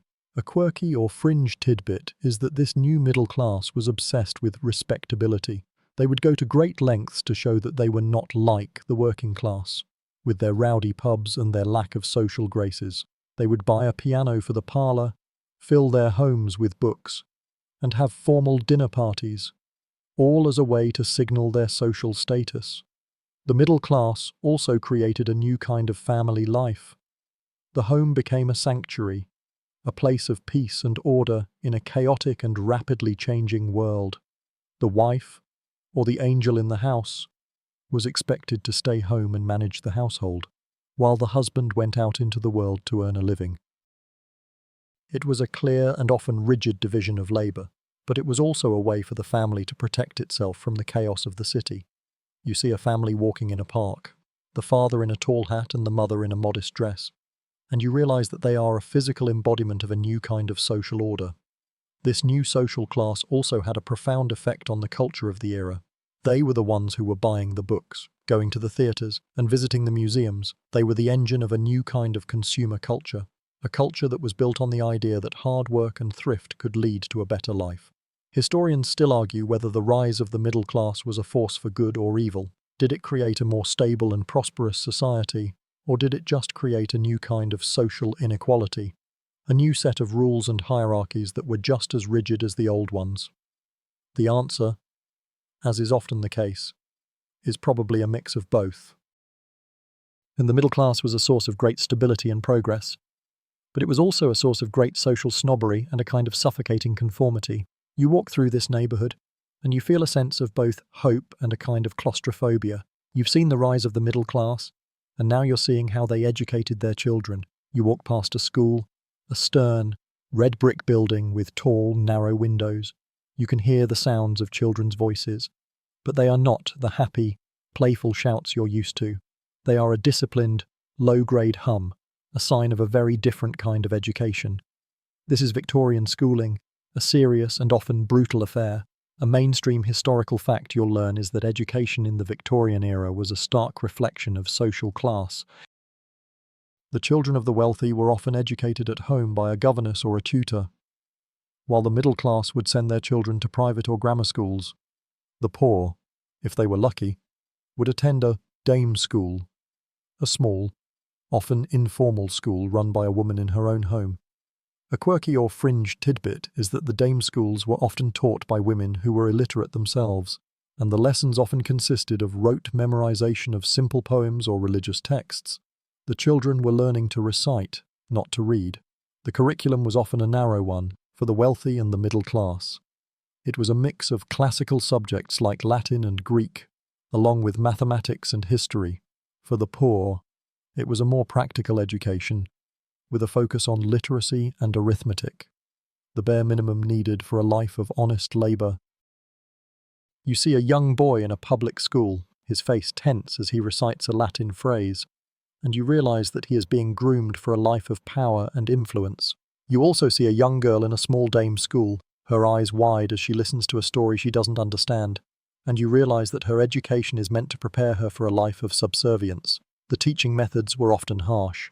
Corporal punishment was a common and accepted practice. A child who misbehaved would be caned or whipped, a fact that makes you cringe. You can feel the fear in the air, a kind of quiet terror that makes you wonder if these children are learning to love knowledge or just to fear their teachers. Historians still argue whether the Victorian education system was a force for social mobility or a way to reinforce class divisions. It's a fair question.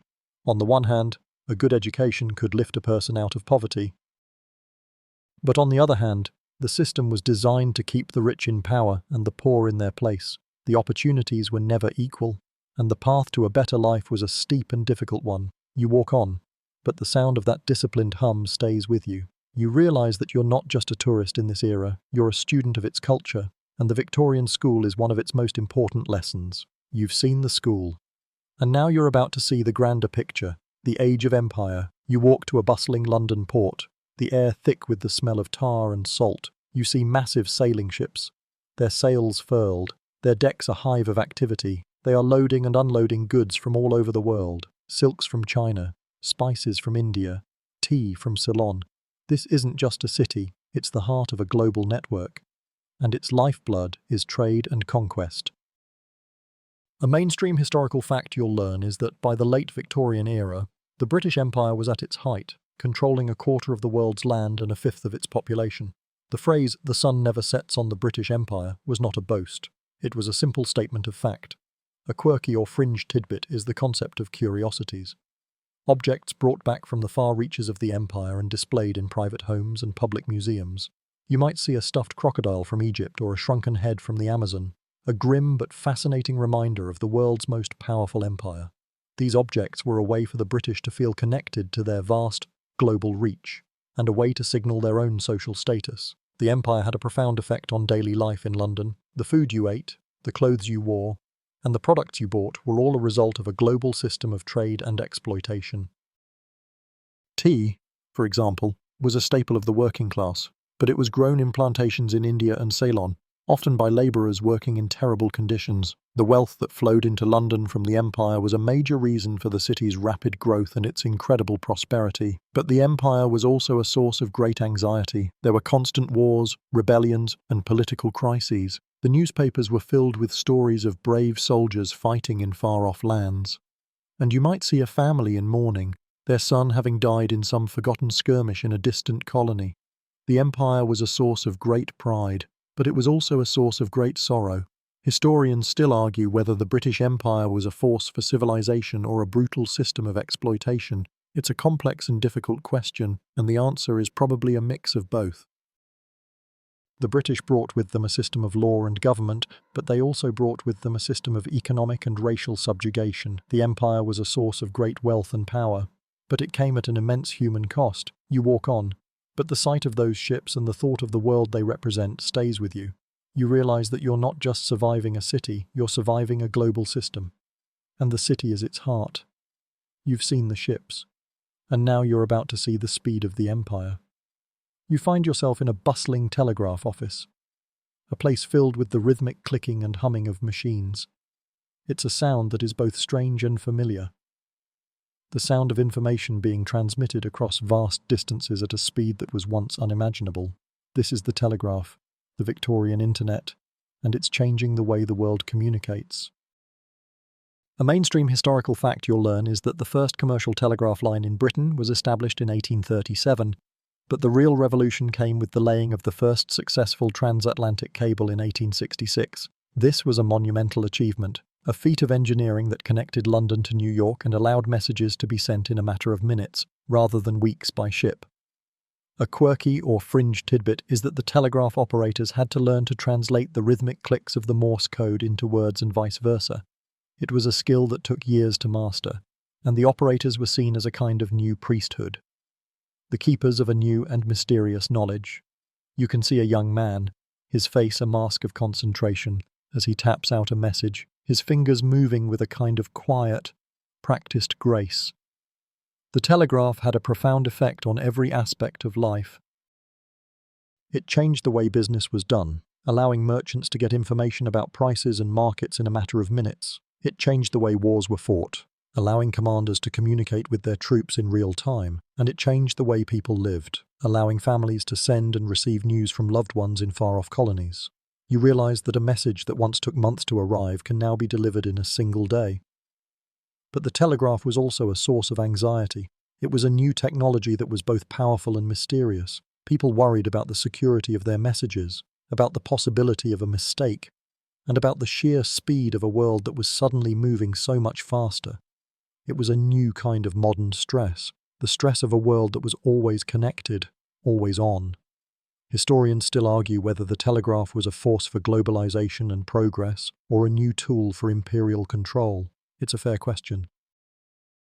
The telegraph allowed London to maintain a tight grip on its far-flung colonies, but it also allowed for a new kind of global communication and a new kind of global community. It was a new tool that could be used for both good and evil. You walk away from the office, the clicking sound still in your ears, and you feel a profound sense of the strangeness of this world. A world where a simple tap of a finger could send a message across the world. The telegraph may have sped up long-distance communication, but for the average Londoner, the postal service was the real lifeline. You find yourself in a bustling post office, a place of quiet industry, where clerks in green visors stamp and sort letters with practiced efficiency.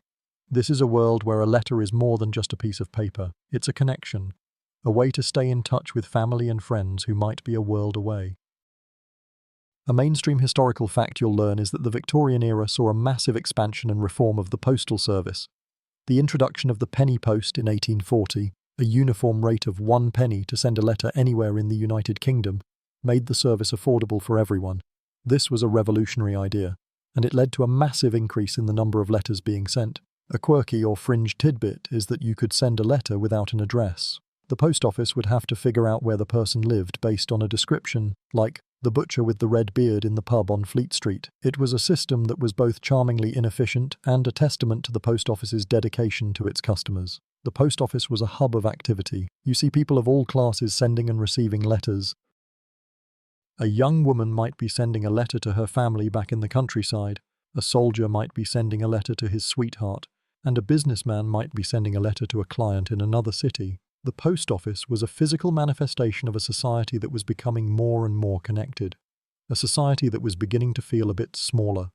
The postal service also had a profound effect on the culture of the era.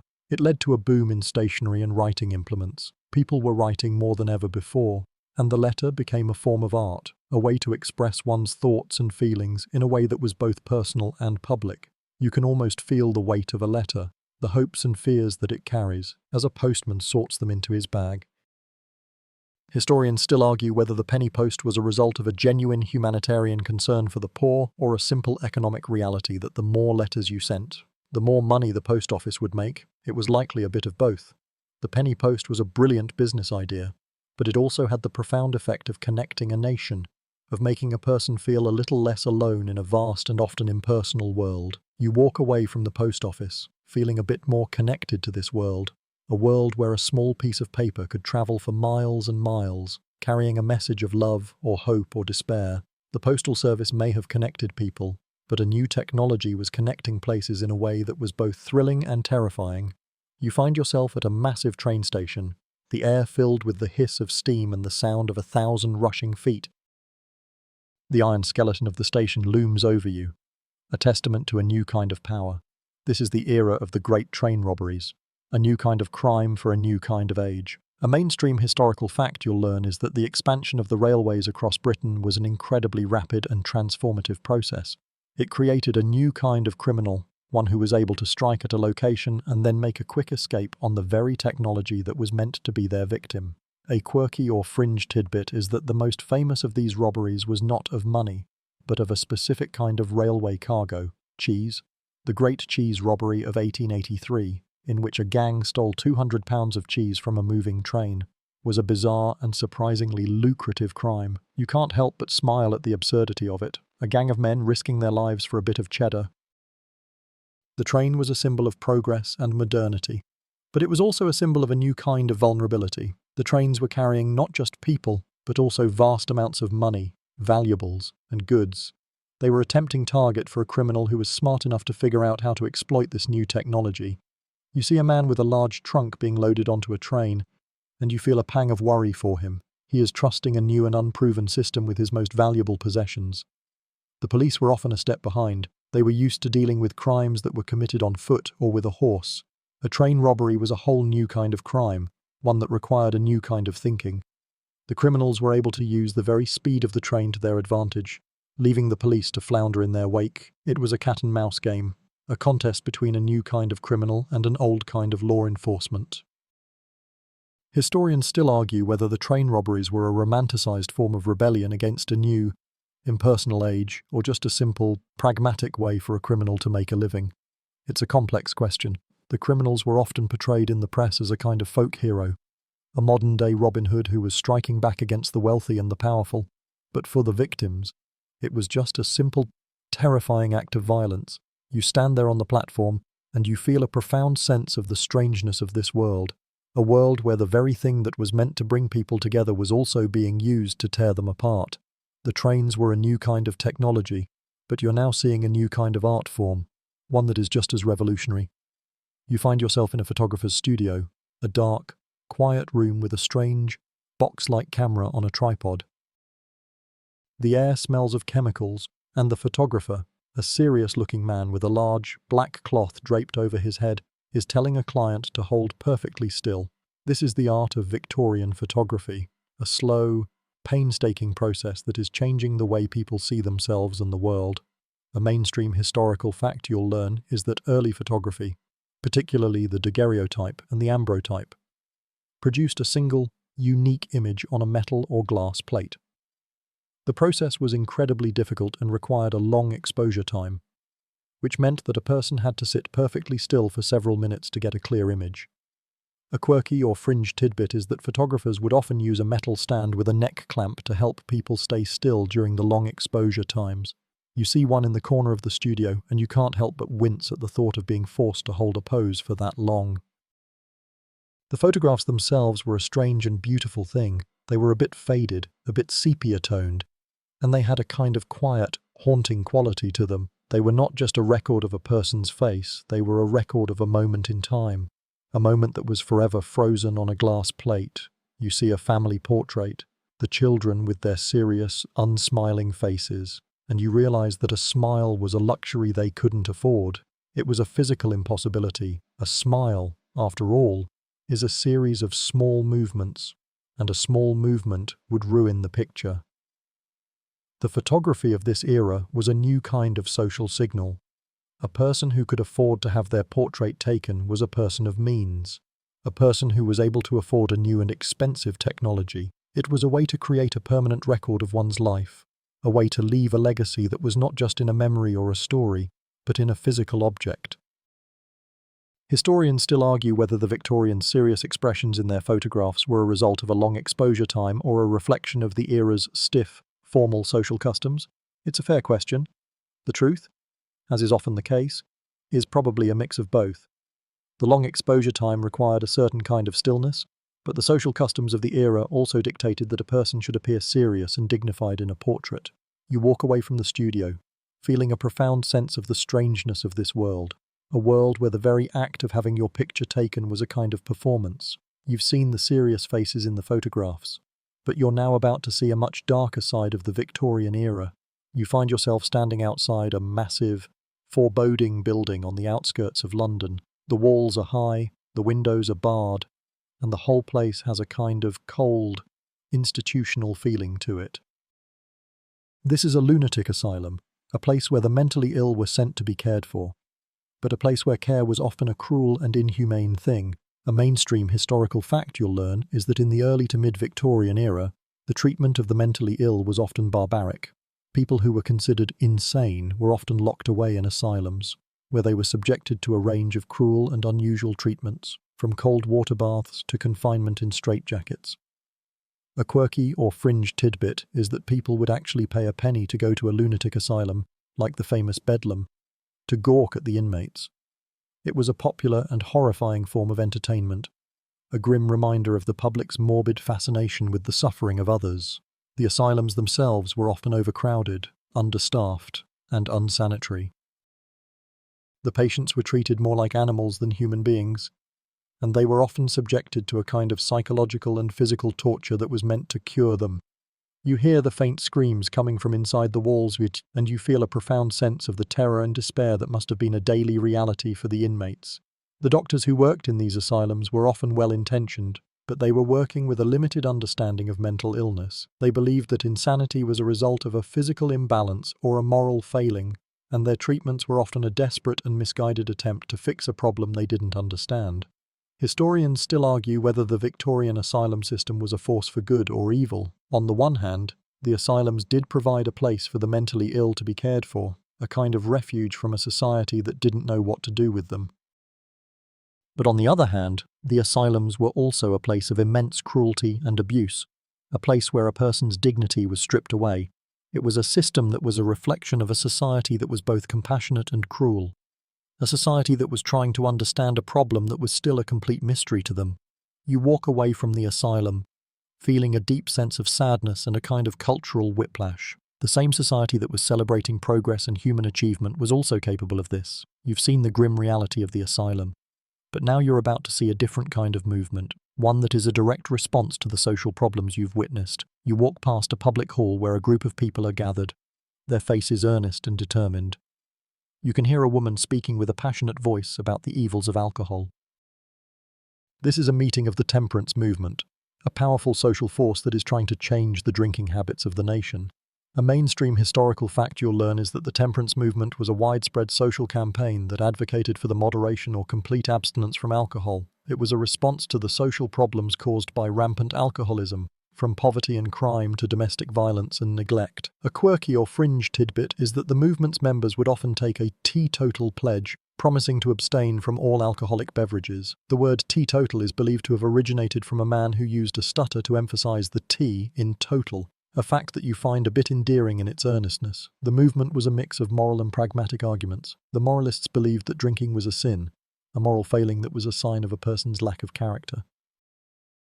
The pragmatists, on the other hand, argued that drinking was a cause of poverty and a drain on a person's health and a family's finances.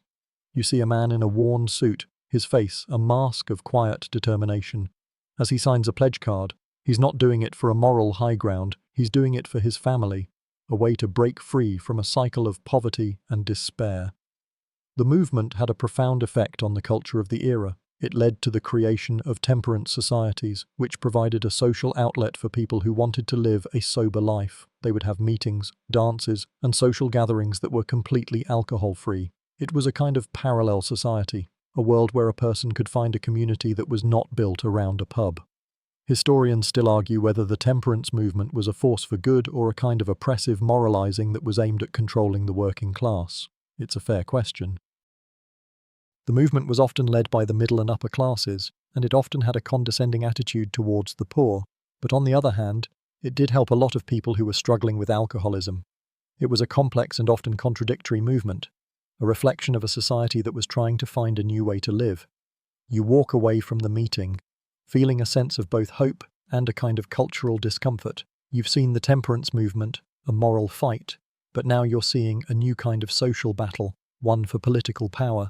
You find yourself at a small, crowded meeting hall, where a group of women are passionately discussing their rights. The air is thick with a sense of purpose and a quiet defiance. This is the beginning of the women's suffrage movement, a fight for the right to vote, a fight for a voice in a society that has, for so long, silenced them. A mainstream historical fact you'll learn is that the first organized movement for women's suffrage began in the mid-19th century, but it would take decades of struggle, protest, and civil disobedience for them to finally achieve their goal. The women in this room are not the militant suffragettes you might have heard of. They are the suffragists, a group who believed in peaceful, legal means to achieve their goals. A quirky or fringe tidbit is that one of the early suffragists, Millicent Fawcett, would later lead the movement with her motto, "Deeds, not words," which was a direct counter to the more militant suffragettes who would come later. You see women of all ages and social classes in the room. There are wealthy women in fine dresses, and there are working-class women in simple clothes. They are united by a common goal, the right to vote. They are arguing about the best way to achieve their goal, whether through petitions to Parliament, public speeches, or quiet lobbying. You realize that this is not just a political movement, it's a social revolution. It's a fundamental challenge to the idea that a woman's place is in the home, that she is a second-class citizen with no voice in the decisions that affect her life. The opposition is fierce. You hear people talk about how giving women the vote would unsex them, that it would make them less feminine and less fit to be mothers and wives. You hear men argue that a woman's brain is too small for the complexities of politics, a fact that makes you want to roll your eyes. You realize that this is not just a fight for a political right, it's a fight against a deeply ingrained set of beliefs about gender and power. Historians still argue whether the suffragists or the later, more militant suffragettes were more effective in achieving the vote. It's a valid question, as the suffragettes' violent tactics did get a lot of attention, but the suffragists' quiet, persistent lobbying may have been what ultimately won the day. It was a long and difficult struggle, and it would not be won in your lifetime. You walk away from the meeting, feeling a profound sense of both hope and a kind of cultural impatience. You've seen the struggle for political light, and now you're seeing the city literally coming out of the dark as the sun sets. A man walks down the street with a long pole, and with a series of quick, practiced movements, he ignites a series of lamps, bathing the street in a soft, yellow glow. This is gaslight, a new technology that is changing the way people live and work. A mainstream historical fact you'll learn is that London was the first city in the world to be lit by gaslight on a widespread scale. The first company, the Gaslight and Coke Company, was established in 1812, and within a few decades, gaslights were a common sight on the city's streets and in its wealthier homes. A quirky or fringe tidbit is that the early gaslights were not particularly bright and were often prone to flickering or going out, a fact that you find a bit charming in its inefficiency. You can still see the old lamplighters at work, their long poles a familiar sight on the city's streets. The introduction of gaslight had a profound effect on daily life. It allowed businesses to stay open later, it made the streets safer, and it changed the way people socialized. A family could now gather in the evening around a brightly lit table, a new kind of social experience that was once unimaginable. The gaslight was a symbol of progress, a physical manifestation of a city that was no longer ruled by the sun. But the gaslight was also a source of anxiety. The early pipes were prone to leaks, and the smell of gas was a constant presence in some parts of the city. People worried about the possibility of an explosion, and you can see their nervousness when a lamplighter ignites a new lamp. It's a new technology that is both a source of light and a source of danger. Historians still argue whether the widespread adoption of gaslight was a result of a genuine desire for progress or a simple economic reality that the more gas you used, the more money the company would make. It was likely a bit of both. The gaslight was a brilliant business idea, but it also had the profound effect of transforming a city. You walk on, but the soft, yellow glow of the gaslight stays with you. You realize that you're not just a tourist in this era, you're a student of its culture, and the gaslight is one of its most important lessons. The gaslight may have been a revolution, but a new sound is now echoing in the air, a high-pitched, insistent ring that makes you jump.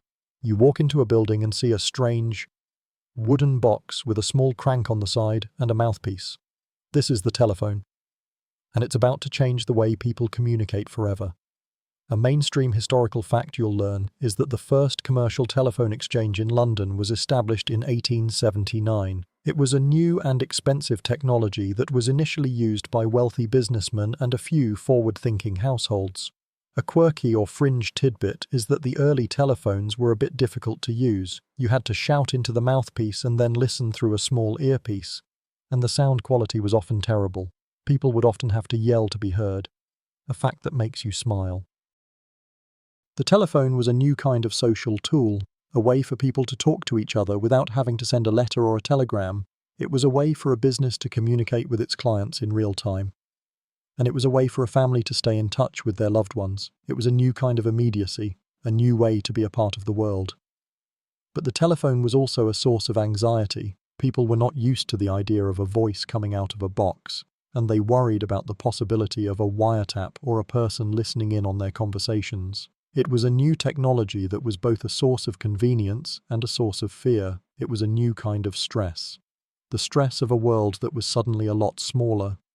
Historians still argue whether the telephone was a force for social connection or a way to create a new kind of social distance. It's a fair question. The telephone did allow people to stay in touch with each other, but it also made a face-to-face conversation a less common and less important thing.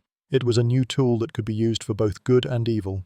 You walk away from the telephone, feeling a profound sense of the strangeness of this world, a world that is moving at a dizzying pace. You've seen the grand houses and the bustling streets, but your journey now takes you to a different kind of reality. You find yourself in the slums of London, a place of narrow, filthy alleys, overcrowded tenements, and a pervasive, low-grade hum of despair. This is where the city's poorest people live. And it's a world that is a complete and total contrast to the wealthy neighbourhoods you've seen. A mainstream historical fact you'll learn is that the Victorian slums were a result of the city's rapid population growth and a lack of proper housing for the poor. The tenements were often old, dilapidated buildings that were subdivided into small, cramped rooms. It was not uncommon for a family of 6 or 7 people to live in a single room, a fact that makes you cringe. A quirky or fringe tidbit is that the slums had their own unique names for their alleys and courtyards. Names like Frying Pan Alley or Pudding Lane, a kind of grimly poetic way to describe a place of immense suffering. You feel the weight of these names as you walk through the cramped, airless streets. The conditions were appalling, there was no proper sanitation, and the alleys were often filled with refuse and human waste. The air was thick with the smell of decay, and the water was often contaminated. It was a place where disease was rampant, and where life was a constant, brutal struggle for survival. You see a family of a dozen people living in a single room, a world of constant noise and no privacy. The people who lived here were not just a statistic, they were human beings, with their own hopes and fears, their own dreams and disappointments. You see a young woman trying to make a meal with a few meagre ingredients, a man coming home from a long, grueling day of work, and a group of children playing a game in the filth. They are not a faceless mob, they are a community that is struggling to survive in a world that seems to have forgotten them. Historians still argue whether the slums were a result of a lack of compassion on the part of the wealthy or a simple economic reality of a society that was changing too fast for its own good. It's a fair question. The truth, as is often the case, is a mix of both.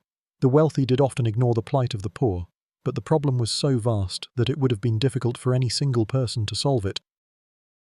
You walk away from the slums, feeling a profound sense of the sadness and the resilience of the human spirit. You've seen the slums, a world of despair, but now you're about to see a new kind of hope, a new kind of social conscience taking shape. You walk into a meeting hall, and you see a group of men and women who are not just talking about the problems of the poor, they are trying to solve them. These are the social reformers. A group of dedicated individuals who are fighting for a better life for the city's most vulnerable. A mainstream historical fact you'll learn is that the Victorian era saw the rise of a number of social reformers who fought against the inhumane conditions of the slums and the factories. People like Charles Dickens, who used his novels to expose the plight of the poor, or Octavia Hill, who worked to provide decent housing for the working class, were a new kind of hero. A quirky or fringe tidbit is that some reformers would go undercover, living in the slums to document the conditions and bring them to the attention of the public. They would use a pen name and a fake identity, a kind of journalistic espionage that you find both brave and a bit theatrical. The reformers were a force for change. They lobbied Parliament for new laws, they raised money for charities, and they created new institutions, like the Salvation Army, to help the poor. They were a new kind of moral authority, a group of people who believed that a society should be judged by how it treats its poorest members. You see a man, his face a mask of determination, as he speaks to a crowd, his voice filled with a passion that is both inspiring and a bit frightening. You realize that he is not just a man, he is a force for change, A person who is trying to bend the arc of history. The opposition was fierce. The reformers were often seen as meddlers, as people who were trying to upset the natural order of things. The wealthy argued that the poor were lazy and that their poverty was a result of their own moral failings. The reformers, however, were not deterred. They believed in the power of an informed public and a compassionate government. Historians still argue whether the social reformers were a force for genuine change or a kind of paternalistic moralizing that was aimed at controlling the working class. It's a fair question. The reformers were often a bit condescending, and they did sometimes have a rigid view of how a person should live. But on the other hand, they did do a lot of good. They brought attention to problems that had been ignored for a long time. And they helped to create a new kind of social safety net. You walk away from the meeting, feeling a profound sense of the hope and the struggle that is a part of this world. You've seen the slums and the reformers, but now you're seeing a different kind of public space, one that is a direct result of the reformers' work. You walk into a public park, a large, green space with manicured lawns, a small lake, and a bandstand. The air is clean, and the sounds of the city seem to be a world away. This is a Victorian public park, a new kind of urban space that is meant to provide a place of rest and recreation for everyone, regardless of their social class. A mainstream historical fact you'll learn is that the Victorian era saw the creation of a number of public parks, like Regent's Park and Hyde Park, which were designed to provide a place for people to escape the smog and the grime of the city. A quirky or fringe tidbit is that the parks were often used for public speeches and protests, a place where people could gather to voice their opinions without having to worry about being arrested.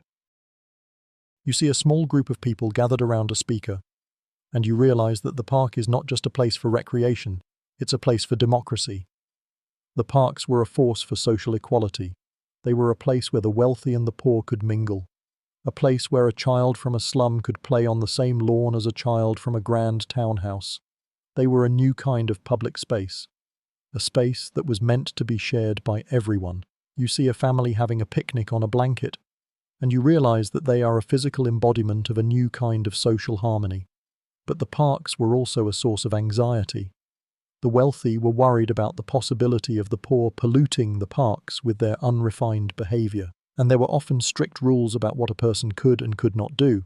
You see a sign that says, "Keep off the grass," and you realize that the park is a place of both freedom and control. Historians still argue whether the creation of the public parks was a result of a genuine desire for public good or a way for the government to control and manage the population. It's a fair question. The parks were a way to provide a place for people to escape the city, but they were also a way to keep them from gathering in the streets and causing trouble. It was a complex and often contradictory movement, a reflection of a society that was both compassionate and controlling. You walk away from the park, feeling a profound sense of the hope and the struggle that is a part of this world.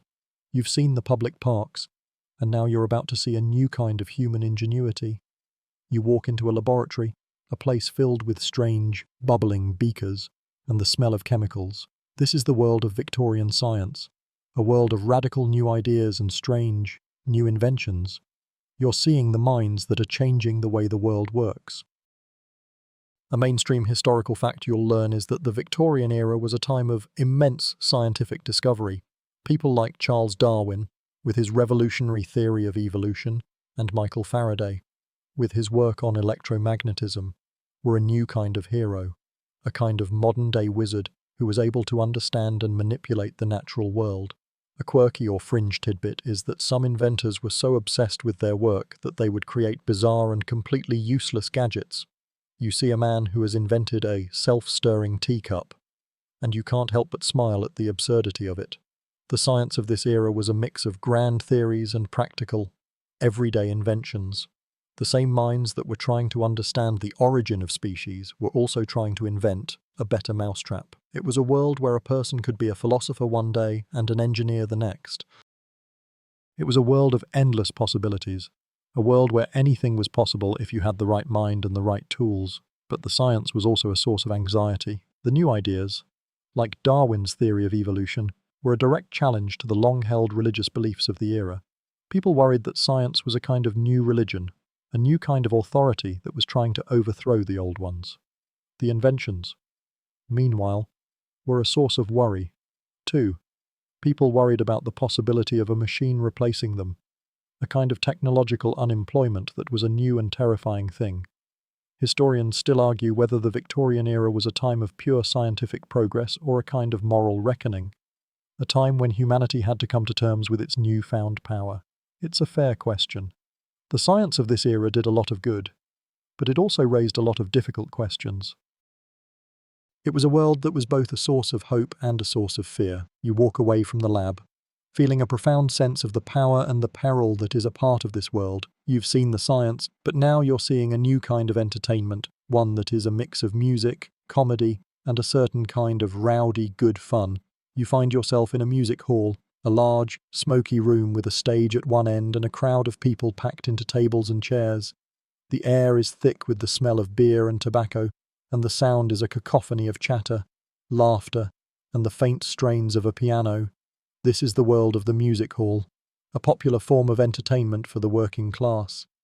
A mainstream historical fact you'll learn is that the music hall was a distinctly British invention, a kind of vaudeville theatre that was a direct predecessor to modern-day stand-up comedy and variety shows. It was a place where people could go to drink, to socialise, and to be entertained by a series of short, unconnected acts. A quirky or fringe tidbit is that the performers would often have to sing the same song over and over again, sometimes with a different verse each time, a kind of live-action jukebox that you find both a bit repetitive and a bit charming. The music hall was a social hub. It was a place where a person could go after a long day of work to forget their troubles and to be a part of a community. The songs were often about the daily life of the working class, about their struggles, their triumphs, and their foibles.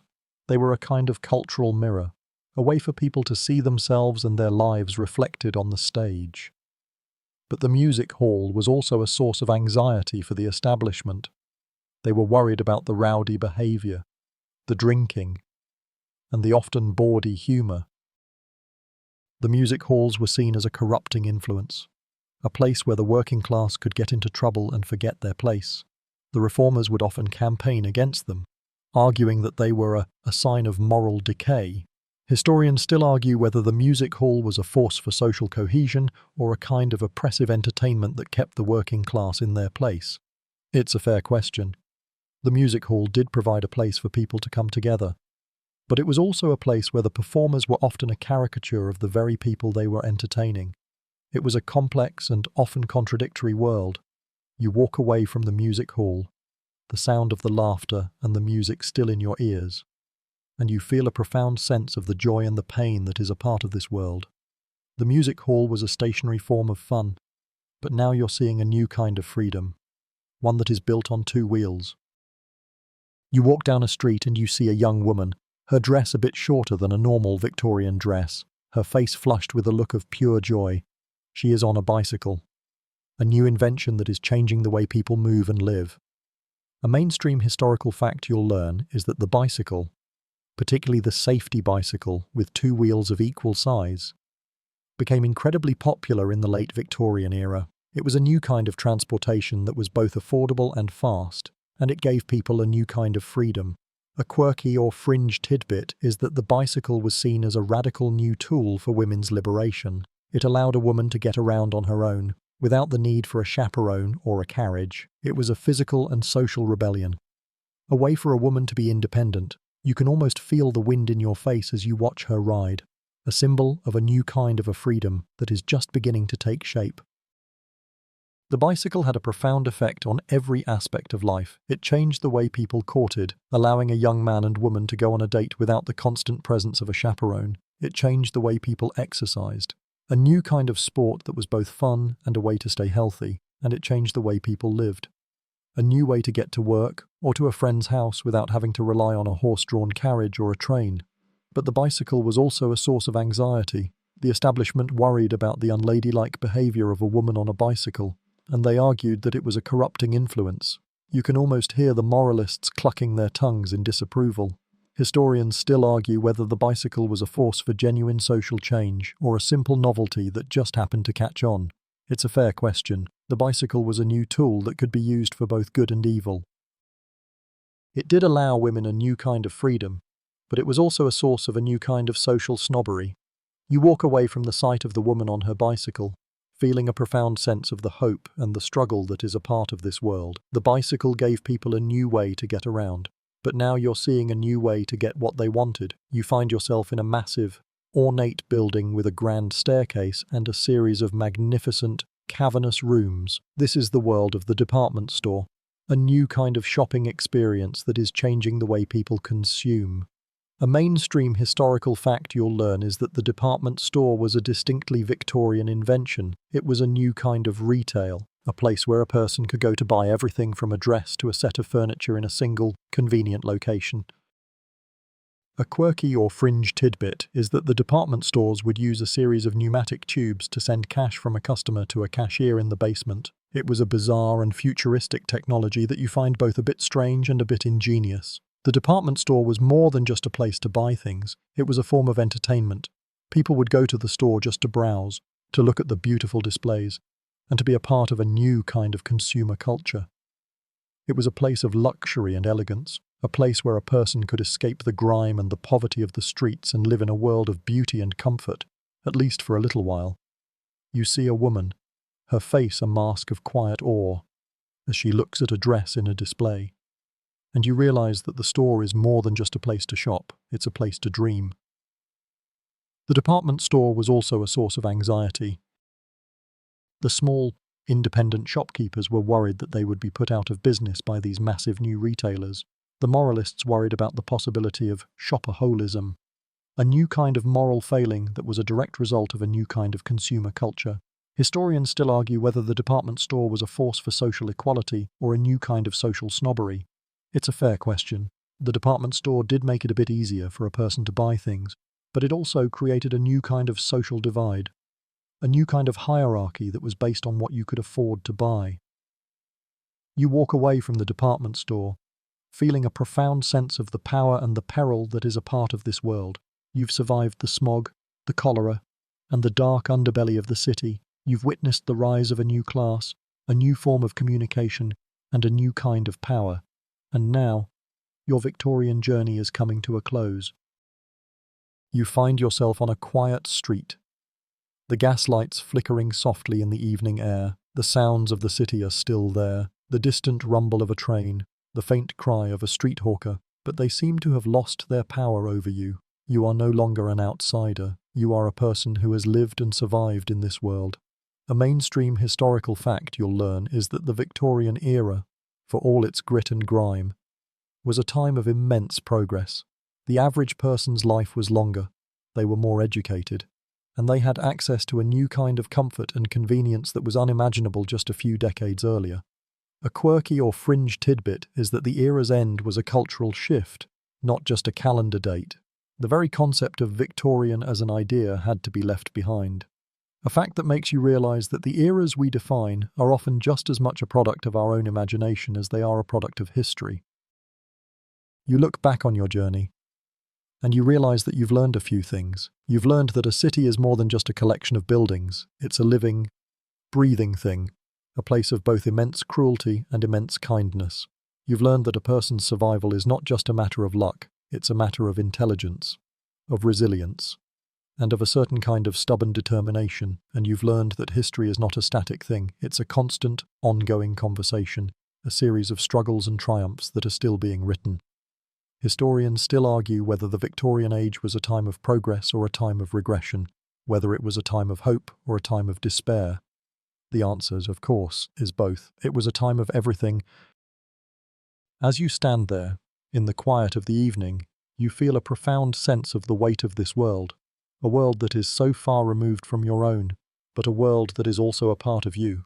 You are a different person now, a person who has seen what it takes to survive in a world that is a lot more difficult than the one you are used to. You feel a sense of gratitude for the people who came before you, for their struggles and their triumphs, for the world they built. And now, your journey is at its end. The day is done. The street is empty. The city is quieting down. It's time to let go of the sights and sounds of the Victorian world. Take a moment to close your eyes, to let the images fade away. You're not in London anymore. You are in your own bed, safe and sound. The history, for now, is over. The stories are done. End of script. Sweet dreams.